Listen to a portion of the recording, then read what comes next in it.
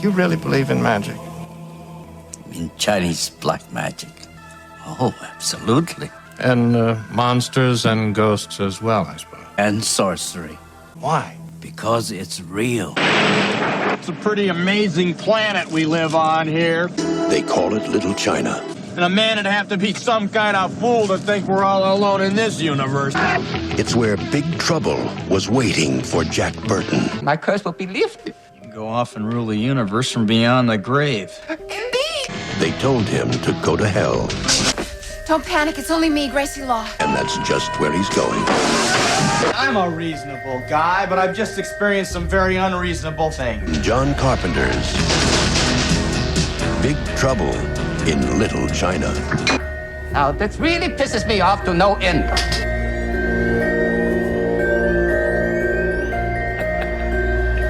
Welcome, everybody, to Midnight Cinema. I'm Art Hennessy in San Diego, California. Okay, and I'm Jack Burton in Salem, Massachusetts, riding the old Pork Chop Express. You know what I always say, Art? That podcasts are a lot of fun if you know what you're doing. That's words of wisdom to live. No, it's Erik in Salem, Massachusetts. Firm. That's my horn. Yes, Midnight Cinema this week. We are taking the Pork Chop Express. For those who might not have been clued in by Erik's introduction, this week we are talking about the 1986 movie Big Trouble in Little China, directed by John Carpenter, starring Kurt Russell, Dennis Dunn, Victor Wang, Kim Cattrall, and James Hong. 1986, Erik. Where were you in 1986? I was drunk. No, I graduated high school in 85. So this is right off of that. And I remember seeing it, Big Trouble in Little China. I got crushes on both the people in this movie. James Wong. No, Yeah. no, he's got charisma though. But yeah, Sex and the City. Kim Cattrall. And Snake Plissken. I mean, how can he... Or Elvis. Yes. This is Kurt Russell at the Kurt Russell stage. You know what I mean? And Kurt Russell and John Carpenter had the definite thing going for a little bit. We had Escape from New York and The Thing. The Thing, yes. I thought Kurt Russell was great in The Thing. I'm sure we're going to cover The Thing. Yes. And, wait, you said John Carpenter. Yes. Ooh, John Carpenter gets an award this week. Oh. From us. Let me do my horn.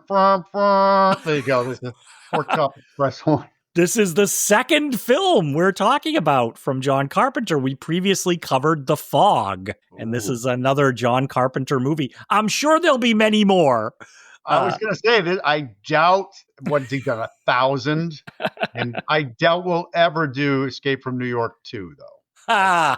Just don't want to. Maybe in our 80s we'll be doing it. I don't know. We'll look like Lopan in his form while we're podcasting. Oh, now you brought that up, Art. This movie takes place in Little China. There's a lot of different voices in this movie, and I don't want to make anybody upset if I start talking like Lopan, but you know he's got a great voice. It's not a stereotype there, so suck it. Yeah, I can do Jack Burton and I can do Lopan, all right? And I don't want to hear Act of God. So, Erik, I know that you are a huge fan of this movie. We're just going to lay it right on the table. Erik is a gigantic fan of Big Trouble in Little China. And it is interesting. There are lots of people who are fans of it now. This movie was not received well when it first opened to the public. We should say it was a bomb. It was a legit bomb when it was released. 1986 summer. It did not even crack the top 10 on its weekend of release. Its first weekend of release. Erik's getting mad at me for bringing this up. I'm not getting mad at you. John Carpenter must have been he'd be like, son of a bitch. Yeah. Another one, because people like, your stuff. But he was on an upswing here, and this kind of put a dent in it because did it though? He had this is always fascinating to me. The Thing, which is probably one of the best sci-fi horror action movies American made ever. right, was considered a disaster for him. It was weird, Erik. Listen, though. It's how many critics? 7? How many critics really can just... Well, to be fair, probably one for every major newspaper in the country. Really? How many people were just Siskel and Ebert? What the hell do they know? Oh, it's too gory. Yeah. I don't understand. But the thing put a dent in his sort of rise that he was doing. We covered The Fog, of course, and that was a success. Halloween obviously was an enormous success. But The Thing kind of put a dent in that. But then he was on a comeback, Erik. He did Christine. He adapted the Stephen King novel Christine. Hello, yeah, Stephen King. That made money. That was a hit. And then he did Starman. Yep. Starman made money and also was a critical hit. Starman got an Oscar nomination. Well, it's a love story, really. For Jeff Bridges. Like this movie, like Big Trouble in Little China, it's a love story. That's we can't talk about The Thing, Art, because we're going to do The Thing. Right. But I just wanted to say where John Carpenter is here. And also what's happening to John Carpenter recently. Early on, he was creating his own movies. He was making his own scripts. It was John Carpenter's Halloween, John Carpenter's The Fog. And he and his producing partner, Deborah Hill, were creating these movies. But now Carpenter has moved more into, he's directing other people's scripts. Starman, Christine, and now this is also another person's script. And this script, Erik, took a long time to get to the screen. It was winding around Hollywood for a long time, Big Trouble in Little China. Yep, and it was originally supposed to be I think a Western. Yeah, it was supposed to take place in the Old West. Yes, and watching it, I don't think John Carpenter let go of some of that. He's like, oh, no, we are, it's going to be the Old West in Chinatown. Yes, but the reason it was having trouble getting to the screen was because the studios were a little shy on Westerns. They didn't want to produce Westerns. They thought that it was a dead genre as far as the cinema goes. And so they hired somebody to update the screenplay to modern times. And I think you've mentioned to me before, you're like, so they want to do a big blockbuster, so they make it lots of martial arts and everything. Sorcery, martial arts, gunfights, monsters. They're like, yeah, this will be easy to sell. Wicked easy to sell. And I think that Hollywood possibly was trying to harness the martial arts phenomenon that was sort of going around the globe. Like in Asia, you had like Jackie Chan tearing it up at the box office with all of these martial arts movies.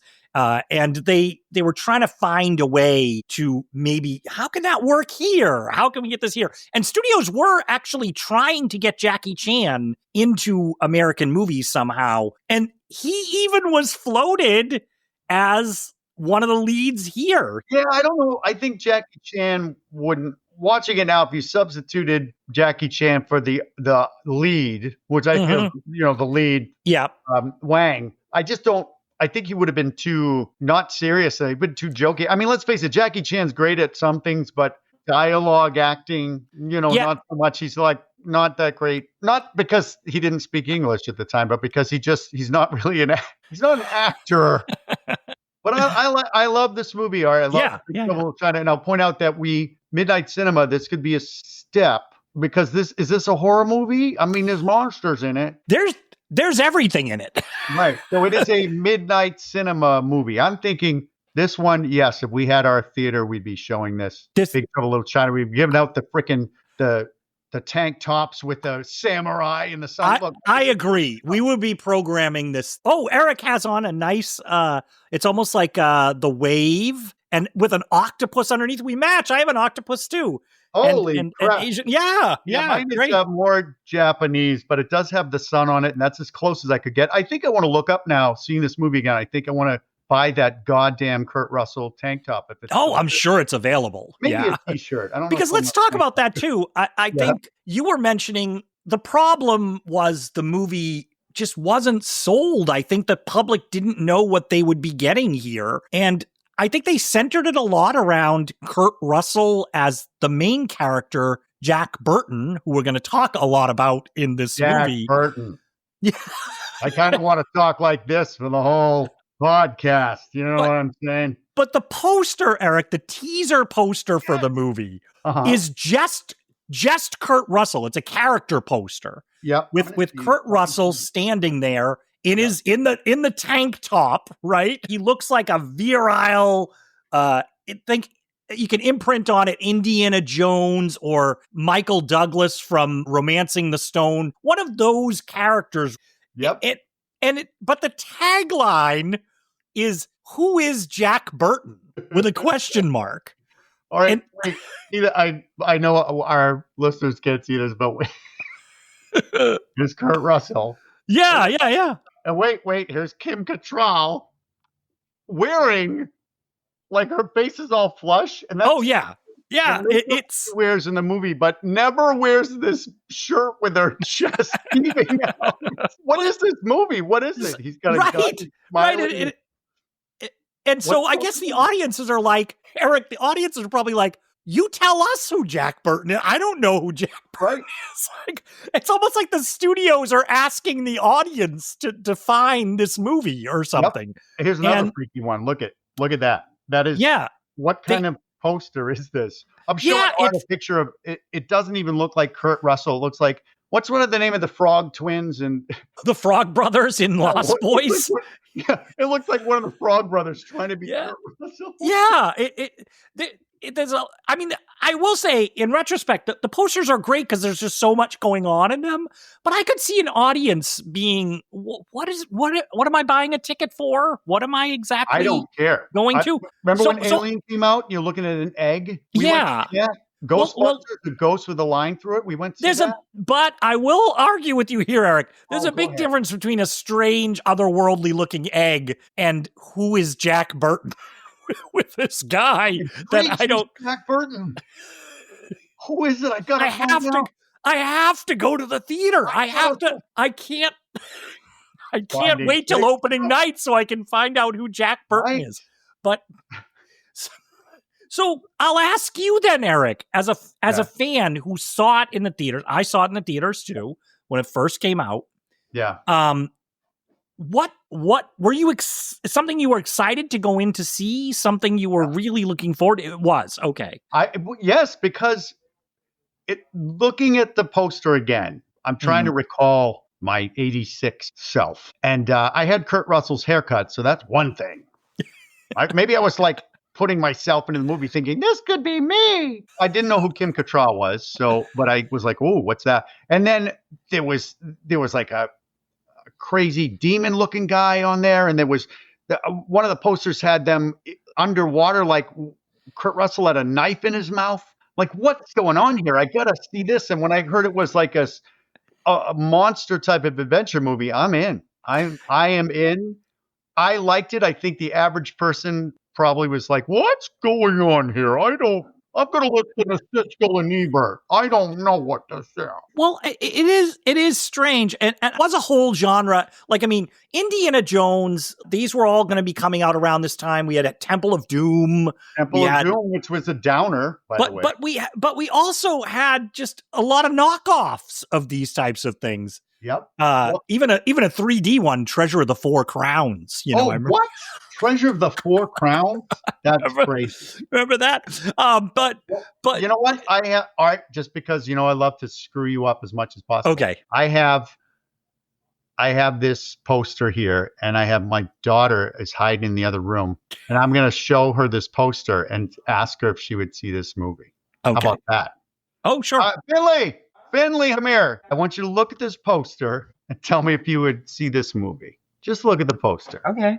Look at the poster, and then you told me about this movie. That's right, but you can lean in and tell me if you know what the hell's going on, and would you see this movie? Oh, okay. Go ahead. Judging both by its cover, I would probably be really into seeing this movie if I was a heterosexual cisgender man born in the 70s.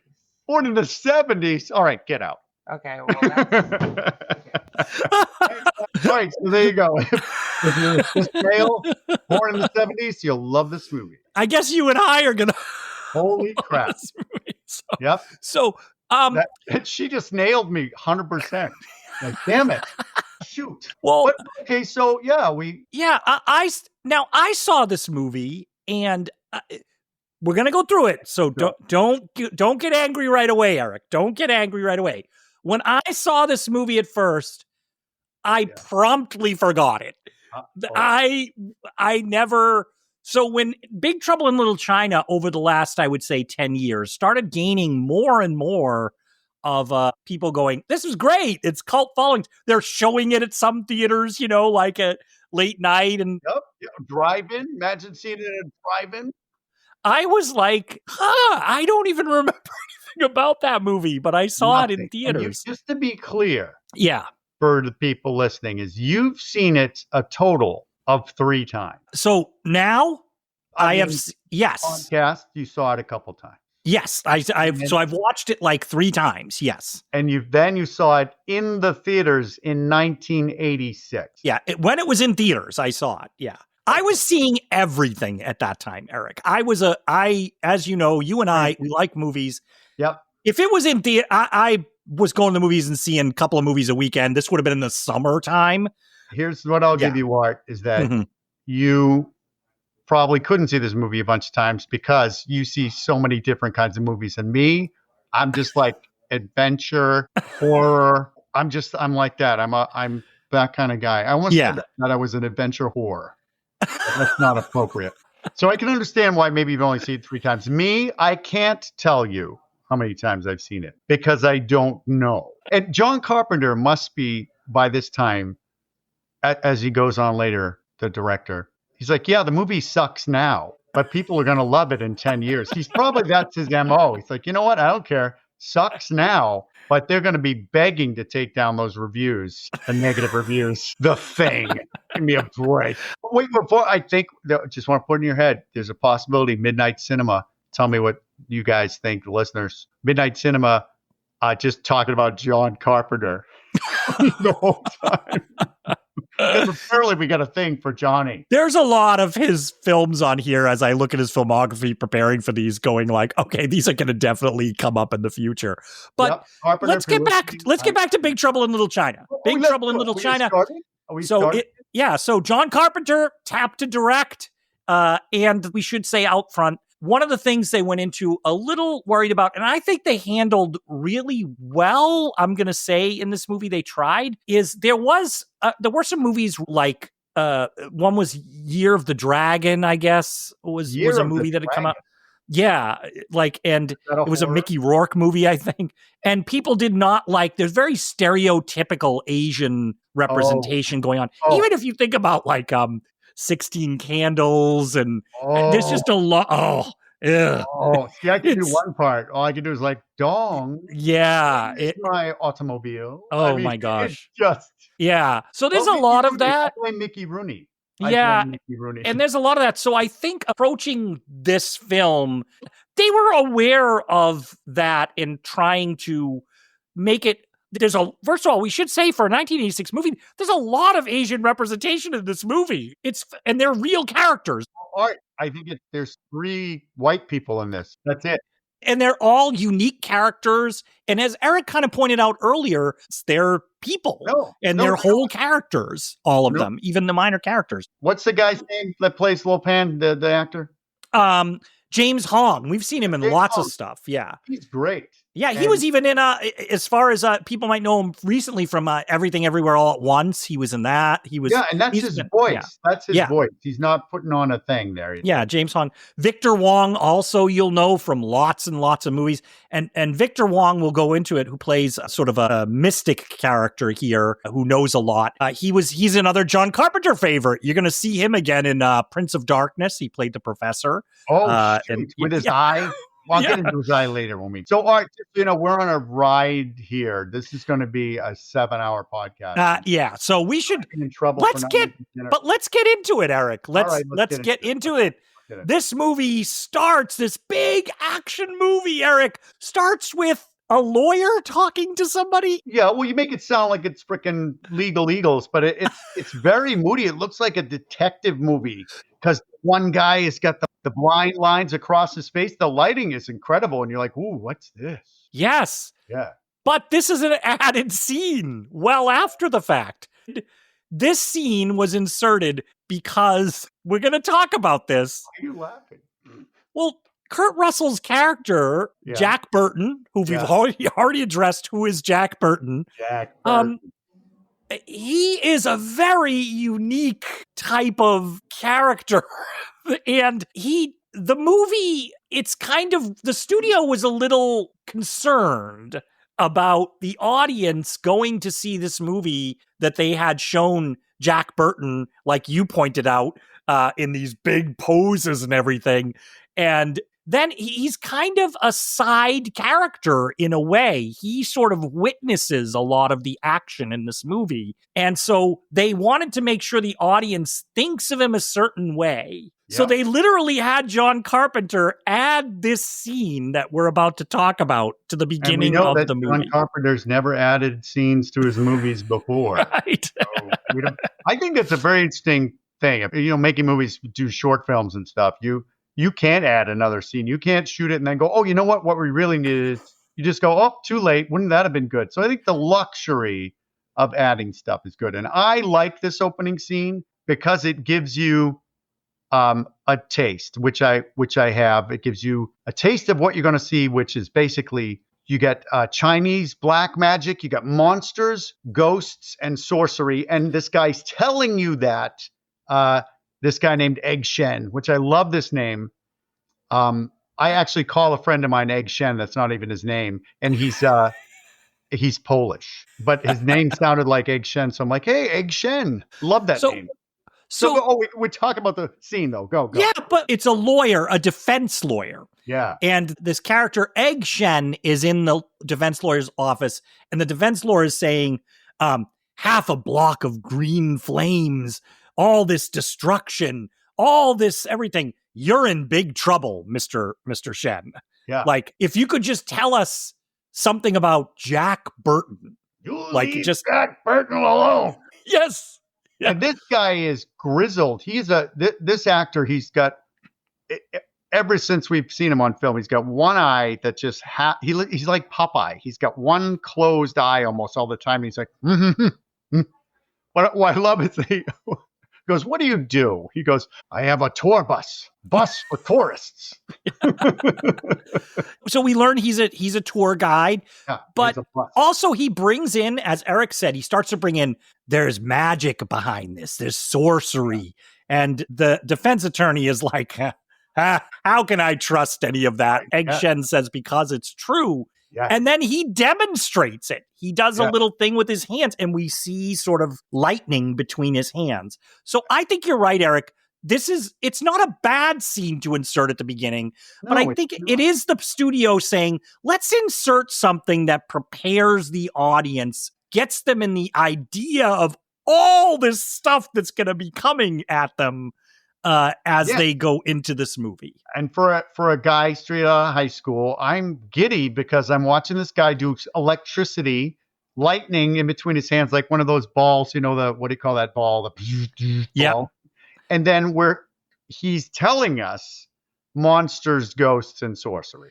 Mm-hmm. So, all right, I am in, because if it just opened with the next scene, I'd be like, is this Smokey and the Bandit? What's going on? That's what it is, Erik. We literally cut to Smokey and the Bandit. It's a truck driving down the road. We see its shadow. Yeah. It's trucking down like a California road.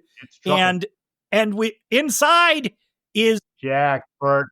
Jack Burton. It's Kurt Russell. Right, it's raining. And he's driving along, and he has his CB. Remember CBs, Erik? CBs were a thing. I think by this time, by 86, CBs might have been on the downswing. Yeah, long gone, because my dad had them when we were kids, and we didn't know what the hell he was doing. But he'd call us in. He wouldn't let us use it, and then he'd call himself the Rascule, and he had his little CB, and he's like, this is the Rascule in Salem, Massachusetts. Anybody got your ears on? Come back. I'm like, who are you? But apparently you could do like these little monologues that if you're on a specific channel, everybody can hear you who's on that channel. Yeah, I was going to say, Erik, it's almost like Jack Burton has his own radio show that he broadcasts over the CB, right? Yeah, Jack Burton will broadcast. This is Jack Burton. It's Midnight Cinema. The Jack Burton me, Jack. Right. But he has lots of witticisms, he says, and lots of profound philosophical ideas that he says over the CB, while I should say he's chomping on a hoagie. Like he has a big sandwich with like meat hanging out of it, and he'll take a big bite of that sandwich and then proclaim something into the CB radio. Yeah. Plus he's wearing sunglasses, dark and raining. And I don't want to quote, I can't quote the monologues because we'd be here forever. But when he's talking stuff, he's like, hey, if you're asking me this or that. And he's like, somebody says, have you paid your dues, Jack? Have you paid them? And I say, yes, sir. The check is in the mail. And then he thinks it's the greatest thing he's ever said. He's like, and then he's out. And then he comes back on.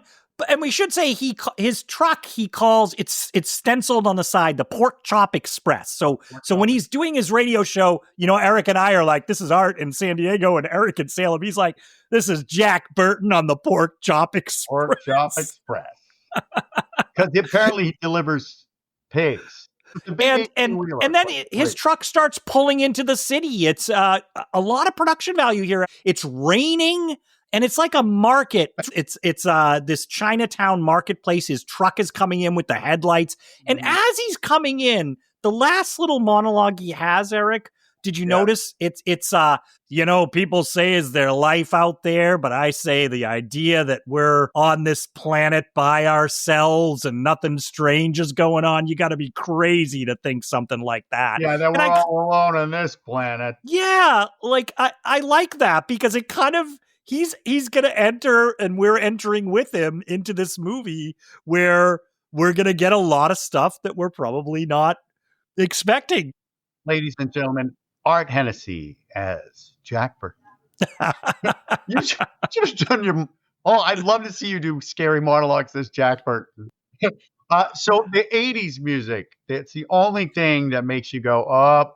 80s, because I still think it holds up, but this 80s music that's playing right now, I don't know if that's John Carpenter who did this music, but it's just a weird like it's like a kind of it has a sort of mid-level 80s action movie score, right? Did Carpenter do the score? Good music by John Carpenter, but I don't know if he did all of it. Right? Yeah. Well, there's little parts in here and there where you're going to hear his signature stuff, but there's synth that's and things like that. And we want to point out that Jack Burton does this a lot because everybody's talking to him. This like, hey, he's doing all this stuff, and all these pigs, I think, are coming off, right? Yeah, and he's ordering street food from vendors. He seems like the guy that everybody likes and knows here. Yeah. He sort of has an in in this community in a way. I think they like him and because they end up friends with him. They end up sitting down playing games. Yeah. So now we're going to see. Yeah, he's gambling. What are they? It doesn't seem as much gambling as doing little bets to see if they can do things. Like I was trying to figure it out. I looked at it a couple times because I said Art's gonna know what this is, and I want to know so that Art can't can't have a one up on me knowing. Erik, don't you know the game they're playing? They're playing a version of dominoes, and I think there's some of them where you cover the dominoes with a plate and you shake it or you do something like that. You have to guess what it is, and then they lift it up. So they're playing this. I don't know if it's a Chinese or dominoes game, but that's what they're playing. And they're playing Into the Night, long time into the night. It goes on and there's a big crowd around them and Jack's playing with a couple of guys at this table. And then we're going to cut. It transitions to it's morning now and everybody's gone. And there's just 3 people left, Jack and 2 other people. And then the third guy is like, I'm out. And Jack's like, oh, come on. You got another $100 in your pocket. And he's talking and this is where we get the feeling, right, Erik? Here's where you start to get the feeling. You're like, Jack is a guy who never shuts up, right?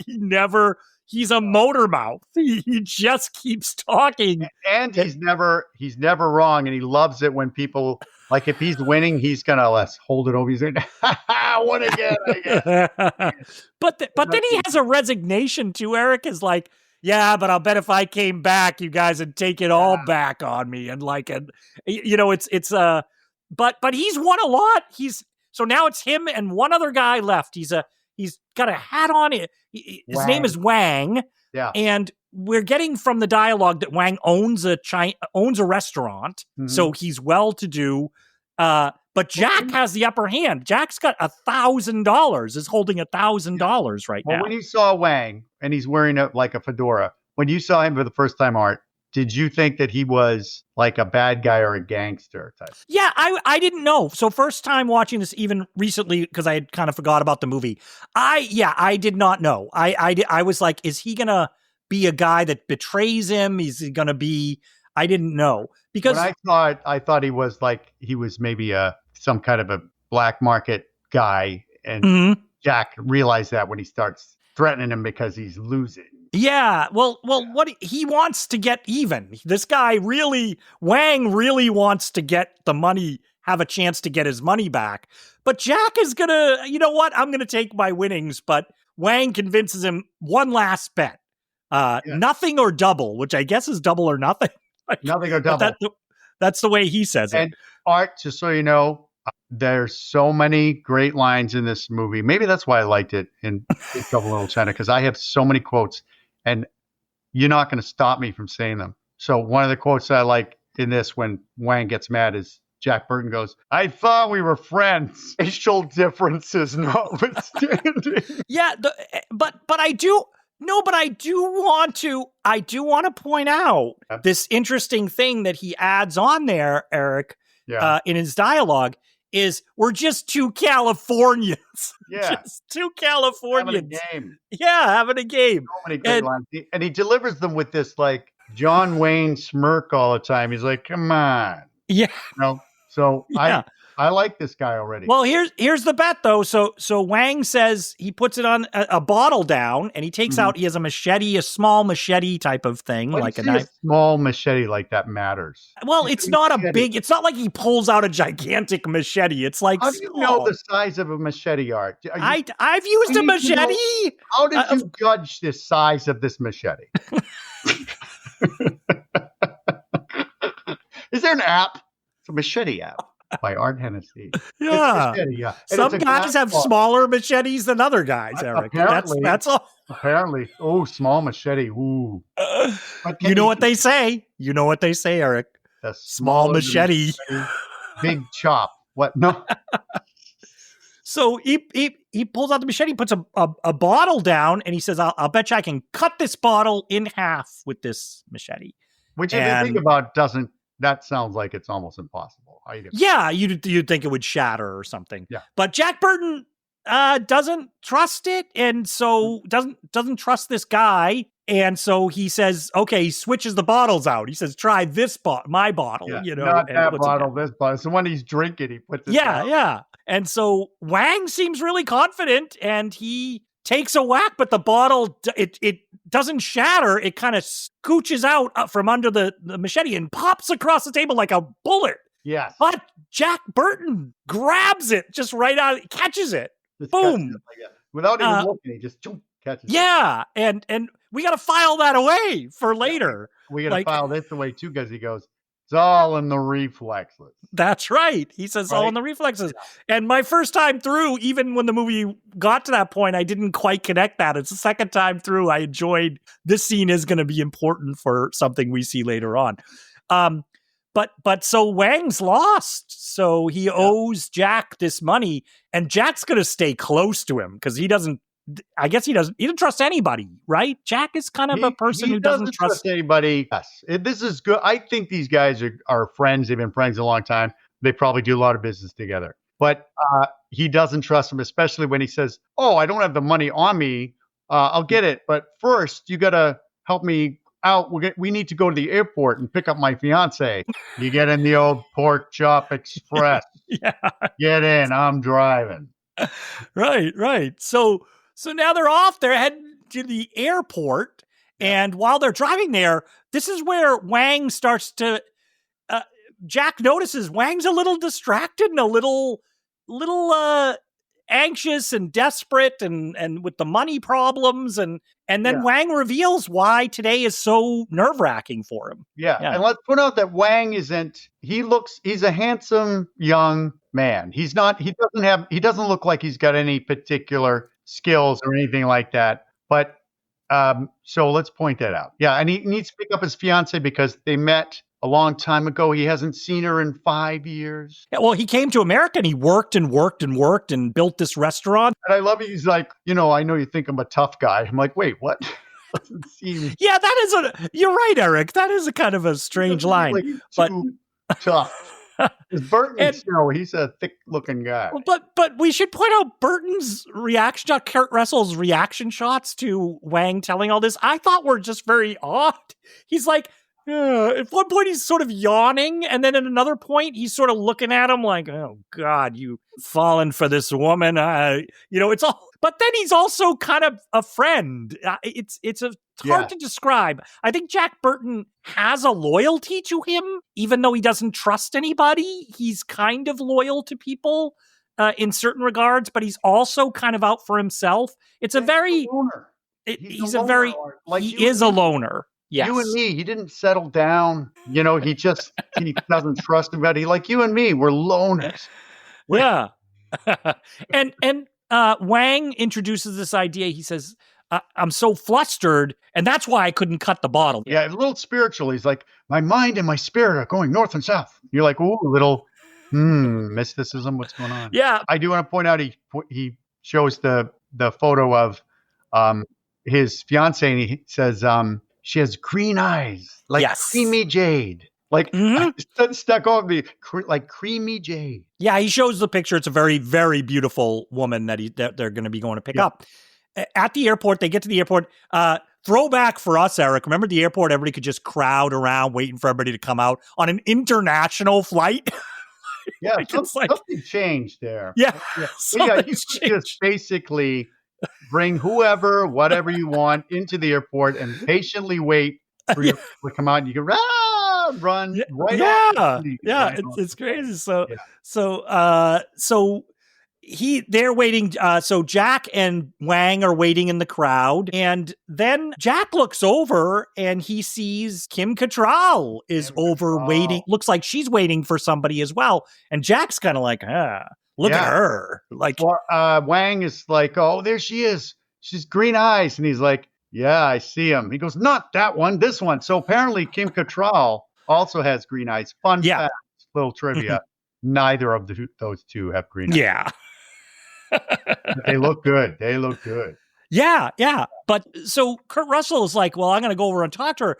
Wang says she's trouble. She's troubled. So we don't know what that is. But so we also see at this moment that these three guys enter the airport. These three Chinese guys enter the airport, and they're all dressed like in black, and they each have a different type of sunglasses on. They're wearing sunglasses, but they're very strange, interesting sunglasses. I'm not sure what that's about, but one of them is the white. They're white glasses. They just have a slit. Yep. In the middle here. And I don't know if you wore. I went a little crazy with wardrobe in the 80s, but I had glasses like that, and I had glasses that looked like window shades, and then I had glasses that were checkered, black and white checkered. I couldn't see through those goddamn things. But these guys they look like they are trying to pull off some kind of Michael Jackson, like they were extras on a Michael Jackson. Yeah, but they definitely look different and almost like you would think they were aliens or something coming into here. So they're coming over and they're sort of waiting. And meanwhile, Kurt Russell goes up to kind of make the moves on Kim Cattrall, and she's just not having it at all. This character, he's like, can I say something to you? And she's like, absolutely not. Absolutely not. Yeah. and he's trying. She wants nothing to do with him. She's saying that he smells like alcohol, which he probably does, Erik. He was drinking all night, gambling. So I wouldn't talk to anyone in your condition. He goes, hey, let's talk about my condition. What's wrong with it? She goes, you should try standing downwind from where I am. It's Miller time. I just love and he's not backing down. He's actually trying to be very smarmy and this is where I want to talk about, Eric. We've talked about John Carpenter before, and so we talked about some of his influences, those old movies, like Howard Hawks is a very favorite director of his, and some of these other old movies like His Girl Friday, and that banter that characters have back and forth. And we're seeing a little bit of that here. I know he didn't technically write this script, but I'm wondering how much of an influence he had on it, because the banter between this Kim Cattrall character and Kurt Russell, it seems like that a little bit to me here and there. And I also want to point out, for me, this airport scene. So now we're waiting. There's a couple of groups of people that we're now clocking in this. So you got Kim Cattrall's waiting for somebody. Wang and Jack are waiting for somebody. And these three guys are over there waiting. And did you notice in this scene that they make it a point to show you this? So Jack Burton turns, and then there's this woman, like an older Chinese woman dressed in like some kind of, I don't know. It's not, I forget what that's called, but it's a Chinese style of clothing. And she just gives them this wicked, weird smile. Like, so something is wonky. And I want to ask you about that person later when we get to a scene. Yeah, because this. Did you notice her or not? What? Did you notice her or not? I did, of course, because Kim Cattrall leaves the scene. I think Jack is turned around looking at Wang, and he turns back. He thinks he's going to talk to Kim Cattrall, but this woman has now appeared in her place. It's like, so, and he's like, he sort of is like, oh, I didn't. And then this is what I want to say about the scene. It reminded me very much of an Alfred Hitchcock scene. Something you would see at the start of an Alfred Hitchcock movie, where you're just at someplace like a train station or an airport or a busy restaurant, and there's several things going on, but you're not completely sure what's happening. So you're tuned in. Who's here for what? Because we don't know why Kim Cattrall's there. We don't know why these three guys are there. We do know why Jack and Wang are there. Yep. But then we're seeing that there's two different Chinese women coming off this flight that we're starting to focus on. Yeah, there's Mao.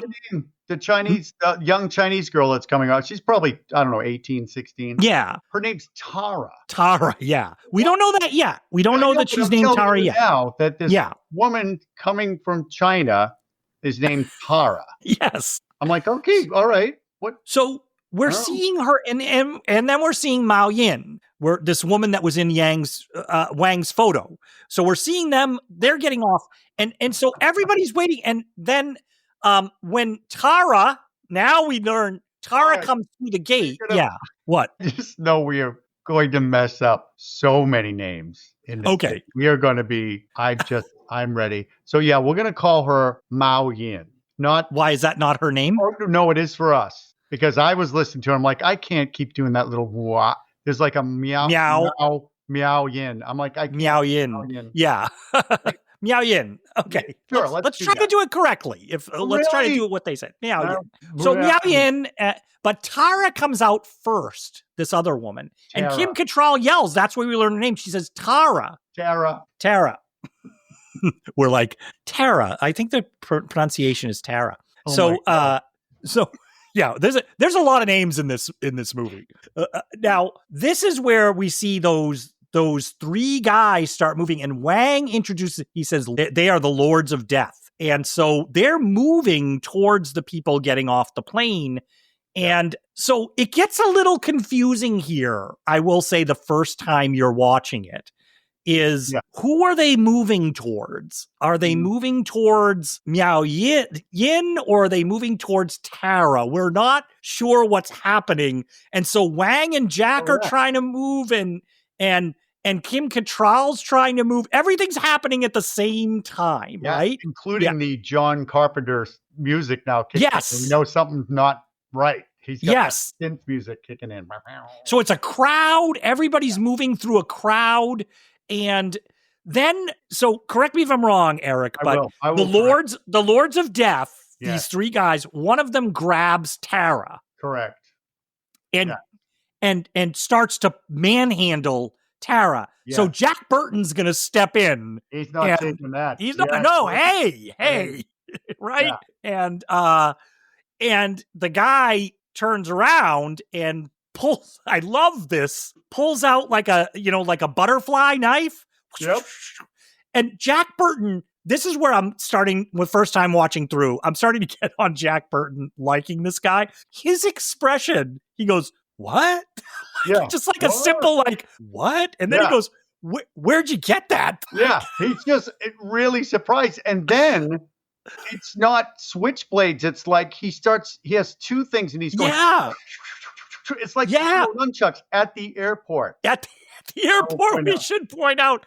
And then Jack Burton is backing up like, whoa. And then another one of these Lords of Death trips Jack Burton. But this is where you see Jack Burton's boots for the first time. And I still can't figure out what the hell they are. I don't know what kind of boots he's wearing, but they are high. They're like calf high boots, but they look like they could be made out of suede, but they're not. And they got buckles on them. They're really cool boots. And he's also wearing, what do you call that? It's a sweater with a hood, but it's usually like made in Mexico. And it's got you get it at like Indian reservations and things. Yeah. I had one when I lived in Arizona, when I was stationed in Arizona in the Army. I had one of those from Nogales, Mexico or something like that. So he's got style. He's got a little style. And so he trips, he falls down. In the scrum, we see him, Kim Cattrall grabs Tara grabs this woman and she's going to take off. But the Lords of Death see Mao Yin. They see her and they look at her and then they decide, ooh, and they now snatch Mao Yin. It looks like they were initially going for Tara. Yeah. And now they've seen Mao Yin and they grab her instead. So they pull her out of the airport. They're heading out. They're going. And so Jack and Wang have to chase them out of the airport now. Yep. Yeah. And they make it somehow to the airport parking lot. And they got a cool car, these thugs. It's like it's like not Camaro. And we see that in the parking garage too, Kim Cattrall and Tara are getting in the car. They're getting away down in the parking garage. They even help Wang and Jack. She says they went that way. Yep. And then we get a great shot. I love it. Love this shot of the car racing. It's Jack Burton and Wang are standing in the middle of the parking garage. And this car, you said this cool villain's car is racing down the ramp at them. They must have sped up the footage or something because it looks so scary. And you think they're going to get hit. And they cut to a shot in the back seat of Miao Yin is tied up in the back, but it's a cool angle. It is in that the hatchback. She's sort of in the hatchback. And she's not a panicker. She is silent in the back of that car. She's not screaming or nothing. Imagine she's just arrived in this country. Like, oh shit, this sucks. Yeah. I hate San Francisco. But luckily Jack gets Wang. I think Wang was going to just stand there to protect her from getting out, but Jack pushes him out of the way, thank God, and they get away. Yep. So another great line. Son of a bitch must pay. Yes. Yeah. And so they got to get in and now we're going to chase. They're going to chase down the highway, right? But we're also now going to get introduced to the idea that Kim Cattrall is a lawyer.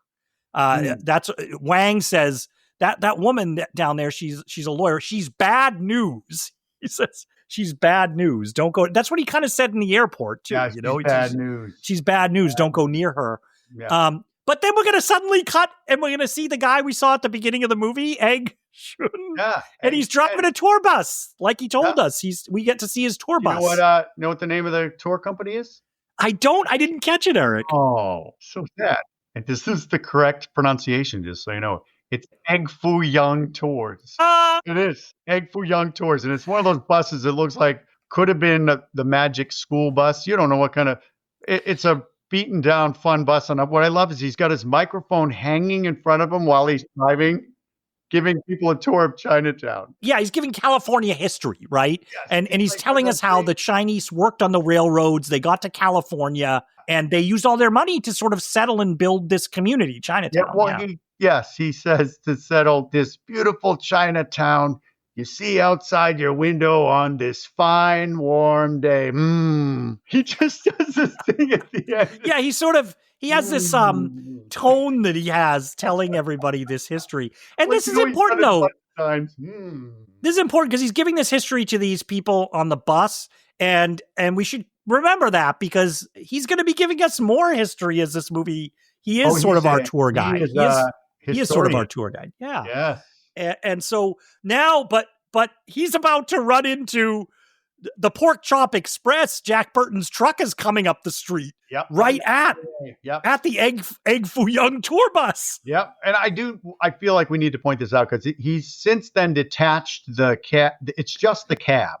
So we get the big ass cab with that little, when the big box. What's that called? The box is missing. It's just the cab now. So he's got that truck. Yeah, and he's barreling through the streets here, and it's real streets. They're going down, and narrow miss Egg Foo Young Tours just misses the.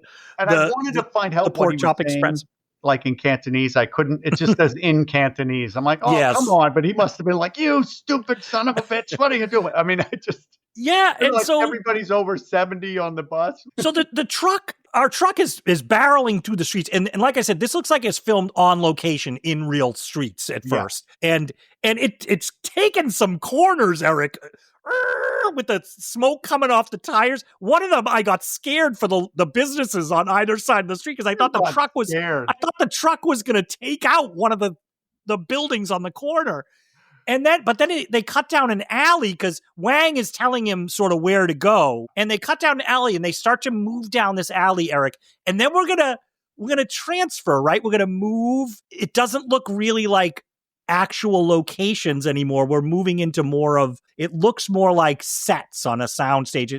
It looks more made up of alleys and sets, right? So this set hard. I paused it because I wanted to find out if I'd been there. Oh, like Paramount. You say Paramount?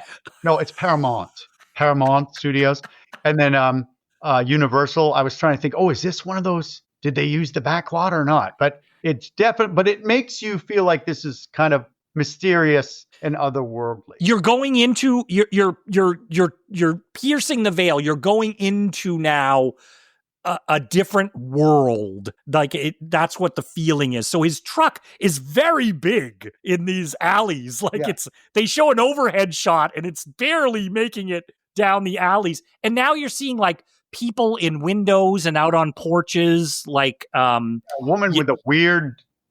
I think it's a goose, like a skin duck or something. Like, what is that? And he's like, hey, and she just goes back inside. And they're going down this alleyway, and then they turn a corner, and it's kind of opened up. It's a little bit bigger of a little street here. And then there's people turning the corner up ahead of them. It's a procession. It's all these people dressed in white. And they have it looks like Jack thinks it might be a parade. What is this? A parade? Right. No, it's a funeral. And he goes, who are these people? And it's like, oh, they're the Chang Sing. Don't worry, they're good guys. For some reason, and they're wearing. It's easier for me to call them this because I'll mess up the Chang Sing. They're wearing gold turbans, so I'm going to call them the gold turbans. The gold turban people. And they got a coffin. There's a big coffin they're carrying with that has these poles sticking out of it that you use to carry, which are important here. So they're carrying it down the way. Very important. But then on the sides and from behind the truck, because they're stuck there, start to come guys dressed in black. Yes. Coming up the sides of the truck. So with red turbans. on. And they're coming up the sides of the truck. Yeah. There's another great line. Yep. Burton goes, Wang, let me ask you, these Sing Dings, they have enemies? He's like, yeah, wearing black, wearing red turbans. Yeah, but oh my God, that's them. And these are the Wing Kong that are coming up. That's what Wing Dings? Yeah, the Wing Ding Dongs. Yeah, but the Wing Kong. Yeah, the Wing Kong, they said. And so they come up and they face off for a second, and it's interesting because the Wing Kong, the guys dressed in black with the red turbans. Yep. They have guns. It's like, so it is like you mentioned earlier, the vestiges of the Western script. Yeah. Oh yeah. I said, here's what's Erik, this is what you're talking about, right? Yeah. Suddenly, like one of the main guys of the Wing Kong, he comes up and he's a guy, I think Erik, we've seen him in lots of other movies of this era. Like he was guy. Yes. Yes. He's I'm calling him, are you talking about long hair? Yes. He's talking about long hair. Yeah. And he's got a meat cleaver, by the way. Like, in this movie, everybody twists whatever weapon they have in their hands with like great finesse. They're all going. So he's got a meat cleaver. Yeah, this guy. Yeah, but some of them also have like bandoliers with ammunition, and then they have guns. As a matter of fact, one of them pulls up a huge pistol long, and it's right. And Jack Burton is in the background, and the gun pops up in the foreground, and you're like, oh, they have guns. These people, they have machine guns on straps over them. They have a Tommy gun. They have a Tommy gun. They have an Uzi. They're 6 shooters. And I'm sure you notice our other guy. These are 2 villains. These are 2 henchmen that we see throughout the movie, which I like. We got long hair, and then the other guy. He looks like he's in a Western. So he's got the bandoliers. He's got gold frickin' 6 guns. Gold, right?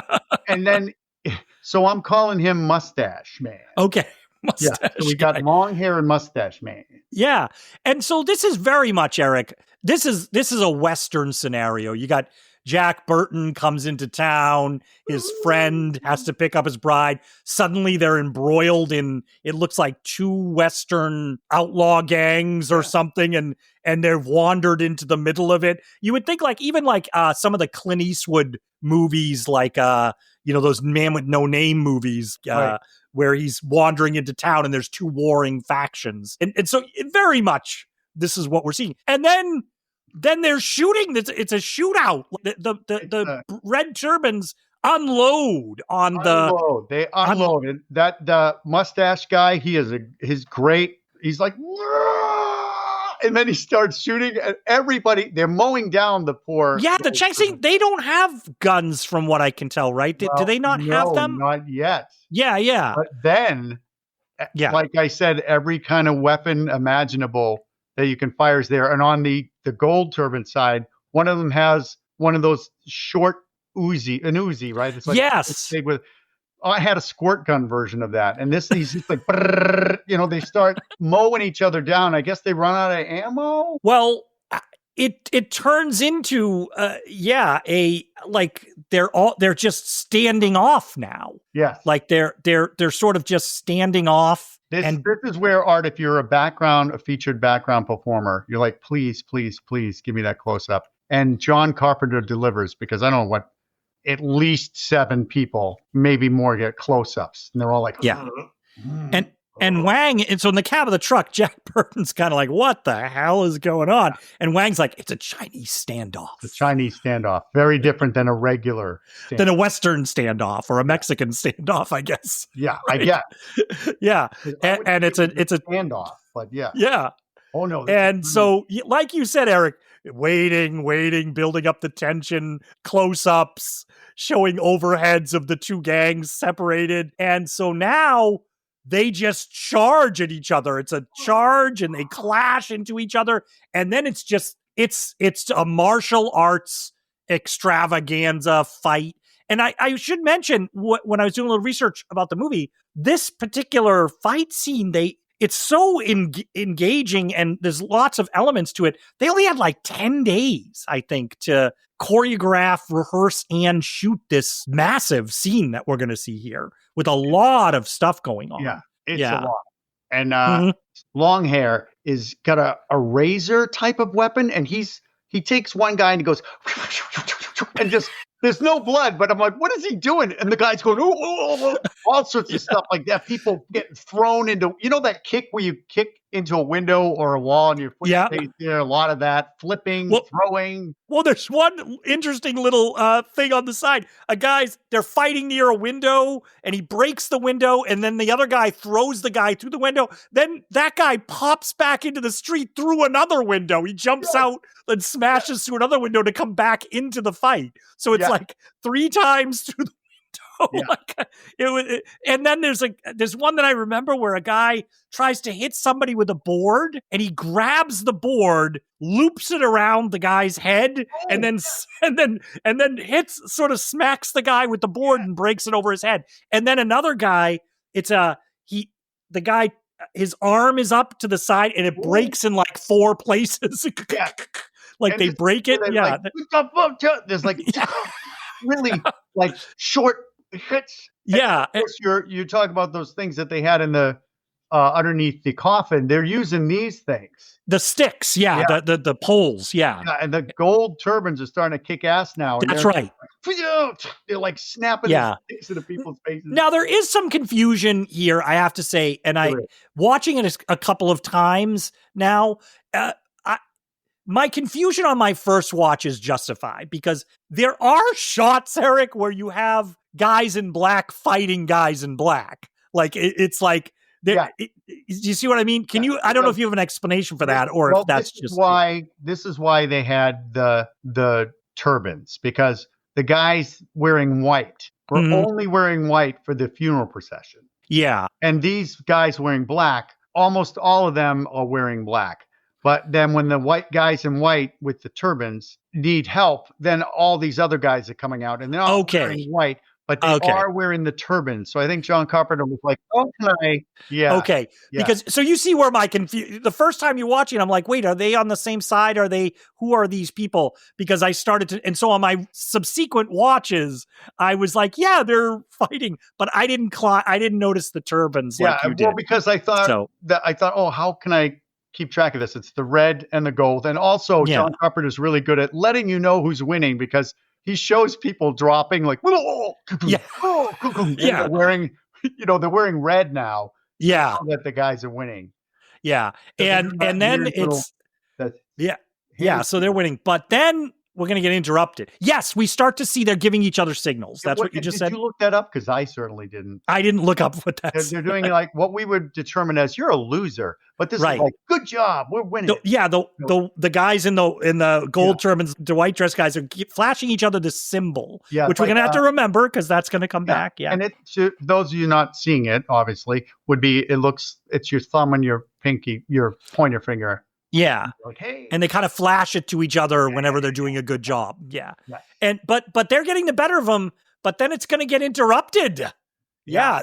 A big green sort of explosion-ish thing comes and a guy comes. It's almost as if he comes out of the ground. Speaking of fog, this is a huge, beautiful billowing. Yeah. And you don't know what it is. It looks supernatural. So the first guy comes flying out. Yeah, and he lands, and they have these amazing costumes that are so distinct and so iconic and memorable. These costumes that they're wearing, these outfits. They're almost like Chinese superheroes in a way, but each one that comes out is wearing this huge ass hat, and all I can describe is it looks like somebody took the top of a tiki hut and just turned it into an outrageous. And I thought this would be a great hat for the summer.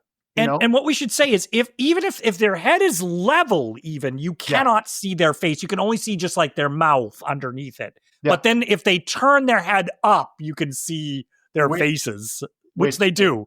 But this first guy comes out and he's sort of a stocky, big guy. He's got a very square face. Yeah. Yeah. He's a thick, big man. He looks like, he's kind of an Arnold Schwarzenegger. Gritting teeth and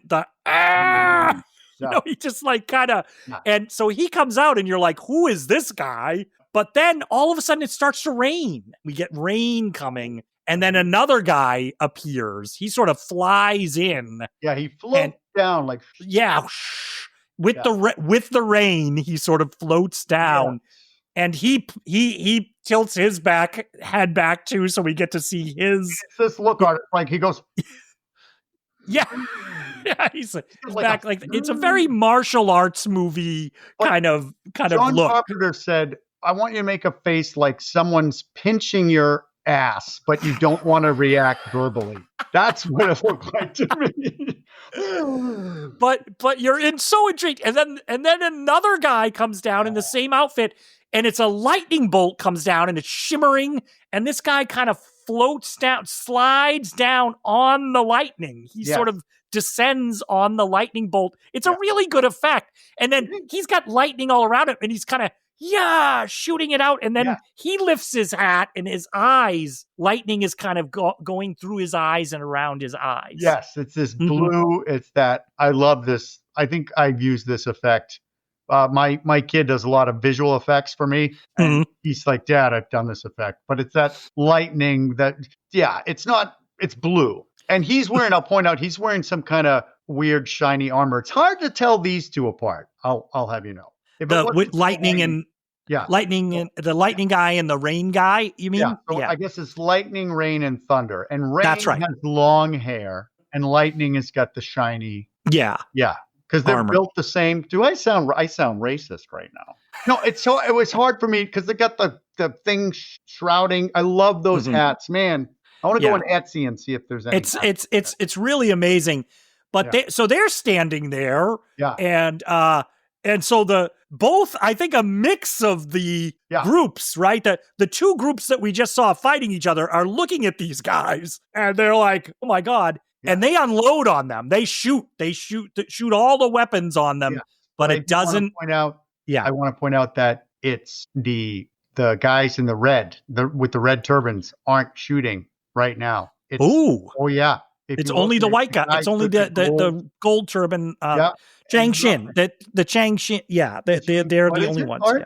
The what? Is it Chang? Oh, I don't know. Art. No, tell me, because we wanted to get these names right. I think it's Chang Sing, right? Sing dings. The Chang Sings. And the guys in the black with the red turbans are the Wing Kong. Why were audiences confused, Erik? I don't understand. Idea, Art. I have no idea. No idea. So, but I should say, so they shoot at these guys, but it doesn't do anything. It's almost like the bullets just go right through them. They're not. Yeah, it doesn't even. They're not even hitting them. It's just It's almost like it just goes right through them. And then these three guys in unison, they're almost like a robot in this moment. So They pull out these sort of almost like a boomerang machete type of things. And they all pull them out simultaneously. Art, it's a machete? What size? Well, these ones are curved, Erik. These have a curve. Are they curved? They just have a curve. They start down and then they they start down and then they transfer hands and then it's So it is a weird. It's almost like the things do it on their own because a weird transition into their hand. Something's weird here. It kind of goes upwards, like they go by themselves up into their other hand. Yeah, it's very. You're like, wow, this is like very choreographed. I have to say the performers are incredibly in sync doing this. It's very precise when they do it. But then they have them in the hand raised up, but then they do a backflip to give them sort of extra momentum, right? They do a forward, like whoop and flip over and then let them go. And three of the poor gold turban guys are like, oh. Yeah, it goes into people. But then these three guys are revealed to have. Meanwhile, in the truck, Jack and Wang are still in the truck watching this. They're kind of stuck there, and they're starting to be like, "We need to get out of here. I don't know what the hell is going on." But these three guys, they have these weird implements they suddenly pull out. So the thunder guy, the big square-jawed guy, he pulls out these two. He can hold them. They're like blades in each hand. They have like a blade, and they're curved around, but he can hold them. It's you picture a knife, like you're holding a knife with two blades, and then it's got another curved blade in front of it. So I think this is a well-known weapon. So I'm like, ooh, those are cool. Yeah, and so he's whoosh, whoosh, whoosh, whoosh, whoosh. He's like, he goes, he's doing these, like, he grits his teeth every time. He's really. And then Rain pulls up. It looks like back scratchers almost, but with these terrifying blades on the end of them. They're silver. Picture, yes. I think I had a description, but I'm gonna mix mine and yours together. Yeah. It looks like if the Terminator had back scratchers for hands. That's what it looks like. Right. That's a good one. And they're just like, they look like Terminator monkey claw hands. He's just like, yeah. He holds those up. And so Lightning then holds up his hands, palms out to us. Yeah. But in his hands, at first you think it's like, they look like spoons or utensils or something, but they start to spin. Like blades. They're it's like he has two whirling blades in the palms of his hand. They are double spinning sporks. Yes. And it is so bizarre. Yeah. The one guy's weapons, you're like, okay, I get that. But the other two.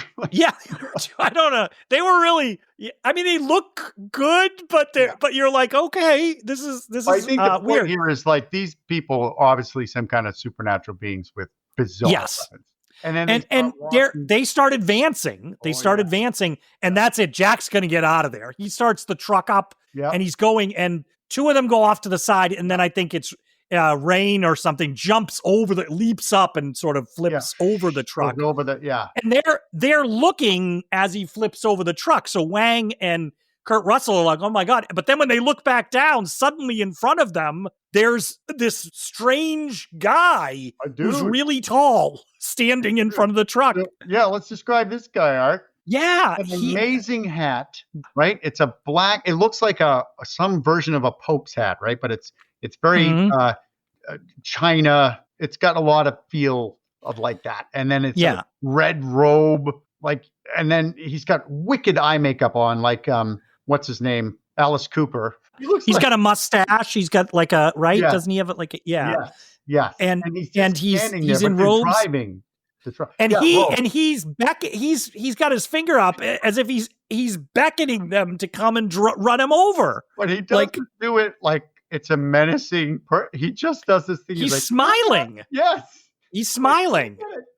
Yeah, and so it's very, very strange. He does look like something out of a Chinese painting or something of like another time. He just evokes this other time. I think that it might look like a Fu Manchu villain. Yeah, like a little bit. Yeah, it's very. Yeah, yes. This is played. Yeah, we know who this guy is coming in, but it's a weird guy, and he doesn't get out of the way, and they can't stop the truck. No.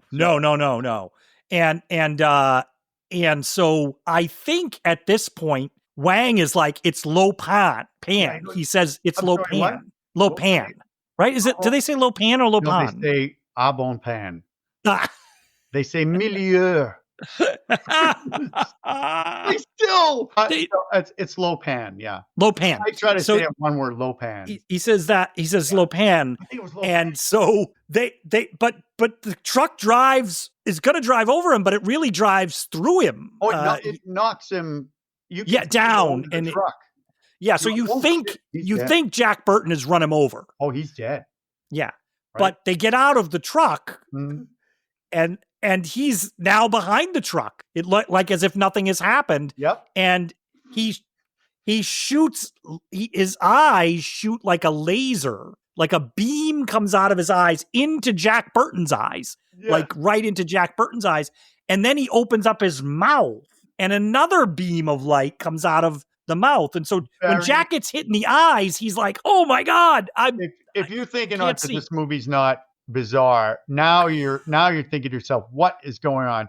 And what I love about the actor, whose name is what? That actor, that's James Hong. Yeah, so James Hong. James Hong, he does this thing with his hands, and then he makes this noise. He puts his hands up like this, and he goes, it's just he's doing this weird thing with his face, and Carpenter's probably like, "You go, you make it Oh, as yeah. bizarre as you can." And what I love is that Wang goes, "Don't look at them." Jack Burton goes, "I already did." He goes, "Don't do it again." "I won't."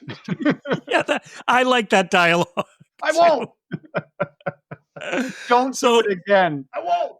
So they run out, and I guess it's something that Wang sort of knows what this is, I think, because he runs Jack over to a puddle. They escaped into another alleyway, and he's throwing water in Jack's eyes, and he says it's only temporary. You'll only be blinded temporary. It's like supernatural pepper spray. Right. It's like, That's what I'm thinking. yes. And then all of a sudden, so we're thinking, oh man, they escaped whatever the hell this is. But then a bunch of lords of death pull up, and they're like, "Hey, Wang." Like they know your name, Wang. Yeah. So how do they know his name? Yeah. Yeah. So Wang is like, it's a bad thing if they know my name. Like, it's bad. We need to get out of here. So they're chasing, and meanwhile, they're sort of going into a window and going in. And what I think they escape through a window. They go through a couple of alleys. The idea here, I think, Erik, is that Jack Burton, we're with Jack Burton. We're going deeper into Chinatown now. We're in Chinatown. We've gone down this alley, and now we're going through windows. We're going into basements, and they even crawl through a tunnel to get away from these Lords of Death guys. So is it a basement? It's a basement of these houses is that where they are? They go through a window and they're in the basement, but then somebody says it's the 3 storms that we saw out there. So that's what those things are. I have to point out now that Jack Burton has discarded his lovely souvenir from, New Mexico. And now he's wearing this freaking awesome tank top with a samurai on it, illustration, and a big red sun. And it's on everywhere. And I just want you to note that this is a white tank top. Okay. It starts as a beautiful, bright white tank top. I'm going to leave it at that for now. So, wow, good. That was a good.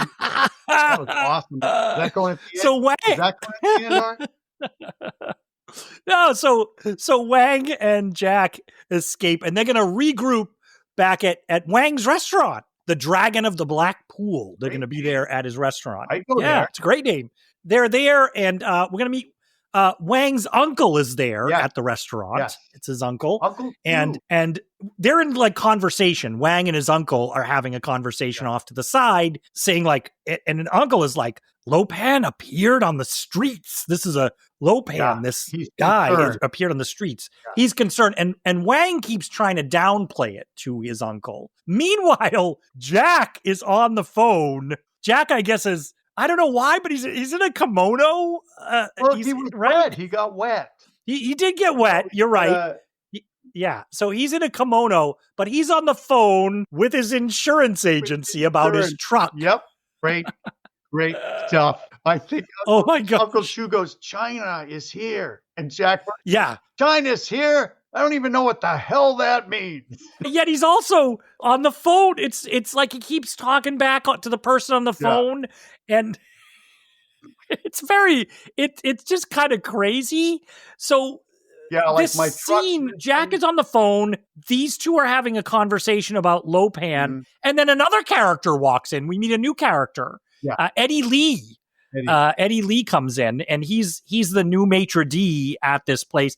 And this is where we establish how long. I think we established. Eddie Lee says, "Oh, this is Jack Burton." Yeah. He says to Wang, "The guy you've been telling me about for years and years and years." But I want to point out, Art, that he's a maitre d' and a whole lot more. Yes, and a whole lot more. And he has some information, though. He's bringing information into the scene here. Because he hears Eddie talking about Jack's talking about his truck on the phone. And Eddie's like, "The Lords of Death took your truck. Like they took your truck." Yeah, and I think they're talking about with Lo Pan here, and Jack is. They're like, "What happened?" I think Jack's trying to explain what happened. He goes, "Tall guy, weird clothes. First you see him, then you don't." He's like, "You telling me this guy?" Yeah, and then he says another thing. What I love about the insurance, like, I'm going to tell you about an accident. I don't want to hear act of God, okay? Like, it's just great lines. And so Eddie then has more information. He says the Lords of Death that you saw at the airport, they were there at the airport, I guess the Lords of Death usually work for the Wing Kong. Yes. But they weren't there. They weren't at the airport they weren't. under instructions of the Wing Kong. No. They weren't there for that. They were there to pick up to basically grab I guess this is what they do. They grab Chinese women as they come into the U.S. and they sort of enslave them to work in brothels. Yep. It's kind of a serious storyline if you really think about it. It's like, I know movies back then, like think about Thoroughly Modern Millie. They like treat it as like, I don't know. It's just I think but what I also got from this is that the guys in the red turbans were there just to cause trouble for the other guys, but Lo Pan apparently ordered the assassination of their leader. The guy who was in the coffin was assassinated by Lo Pan. And Lo Pan ordered that assassination. Eddie Lee has brought us all this information. Yeah. Everybody knows about what's going on, except it's like, you get to make. And this is where, so they're discussing this, and Jack Burton looks out the window, and somebody's in the rain outside the window has a jacket over their head, and they're walking by the window, and then that person comes in. So we have another person coming in, and wouldn't you know it, it's Kim Cattrall. It is. And I love her opening line. She's like, "Don't panic. It's just me, Gracie Law." She has a great voice through this whole movie. She's like, okay. She talks like this a little bit.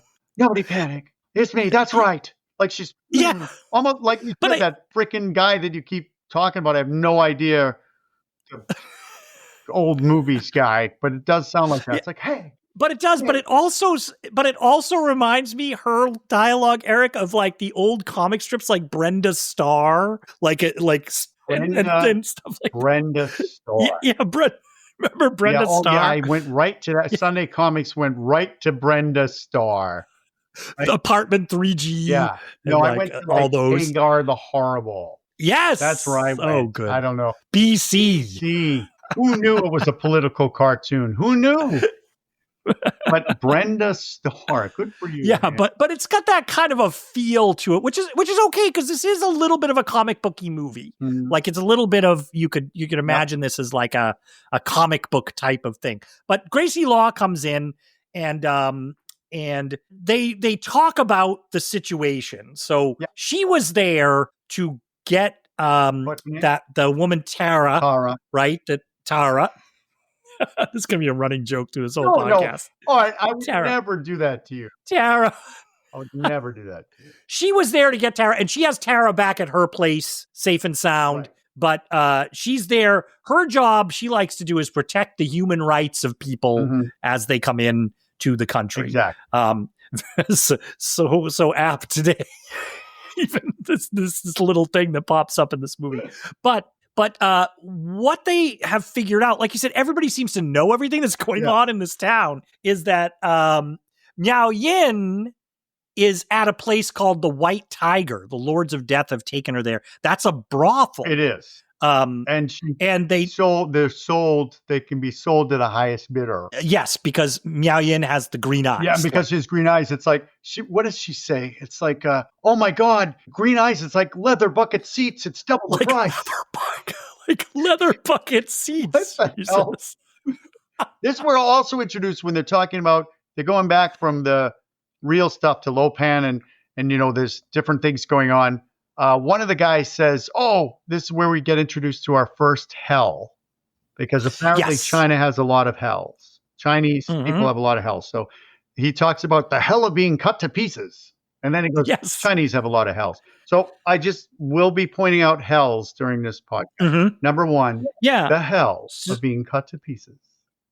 So they're talking, and they said, so Lo Pan, they mention him again, and the uncle is saying that Lo Pan is like a ghost. His flesh and bones have been atomized. Like and I love Kurt Russell goes, what? Lo Pan, like a ghost or a dream. And Jack Burton is like, what? Yeah. Like, what? And so they're going to go and get, they hatch a plan to go to the White Tiger. Yeah. And Gracie and Wang and them, they can't do it because they can't infiltrate it because they would know who they are. So they're going to have Jack Burton. All right, I'll do it to get my truck back. Yeah, like I need to get my truck back. And the money. Yeah. Get my truck back and the money. The goal is they're going to use the money. They're going to use money to buy. They're not trying to steal her. They're going to try to buy her. Meow Yin. Yeah. So Jack Burton's going to go in as a client, as a John into this brothel. And so they pull up and Did you see the car? Their car. No, I didn't. The car that they're driving up in is one of those, like the pink Cadillac with the shark fins on the back fenders. This is the car that they're driving. And I thought to myself, who's driving this car? Whose car is this? But that's the car they're pulling up in. Yeah. So I just noticed that. I'm like, what is that? The 60s, the Cadillac, or 50s with amazing car. And so they've clearly found an outfit for Jack Burton to wear. Oh, they did here because they're in the car. They're getting ready to go in, and Jack Burton has on a corduroy blazer. It is a unique outfit, and it's got one of those super big, terrible ties. And I think this is the truth. That is the same suit that he wore in Used Cars. Yeah, I don't know how they got that, but. It looks like it. Yeah. Now that you mention it. Yeah. Kurt Russell, Used Cars. That was his movie that for people who don't know, Used Cars is a comedy, an R-rated comedy. Yep. I don't know why I remember lines for that movie, but I forget what it is. Like $50. That's too fucking high. Like from that movie. It was an R-rated comedy, but it was the comedy. You see this with a lot of people who grew up. Kurt Russell was famously a Disney movie actor. Yep. And then this Used Cars was kind of him breaking out into, I'm going to do this R-rated comedy. And it kind of put him on the map as now I'm an adult actor, right? Because you can say the F word. Yes, exactly. And by the way, so people who haven't seen it, it is genuinely a funny movie. It's a Used Car? It still holds up. Used Cars. We have a mile of cars. Yeah. Go see the movie. I don't care. When they're in the car, AC Law and Wang's like, he has to look ridiculous.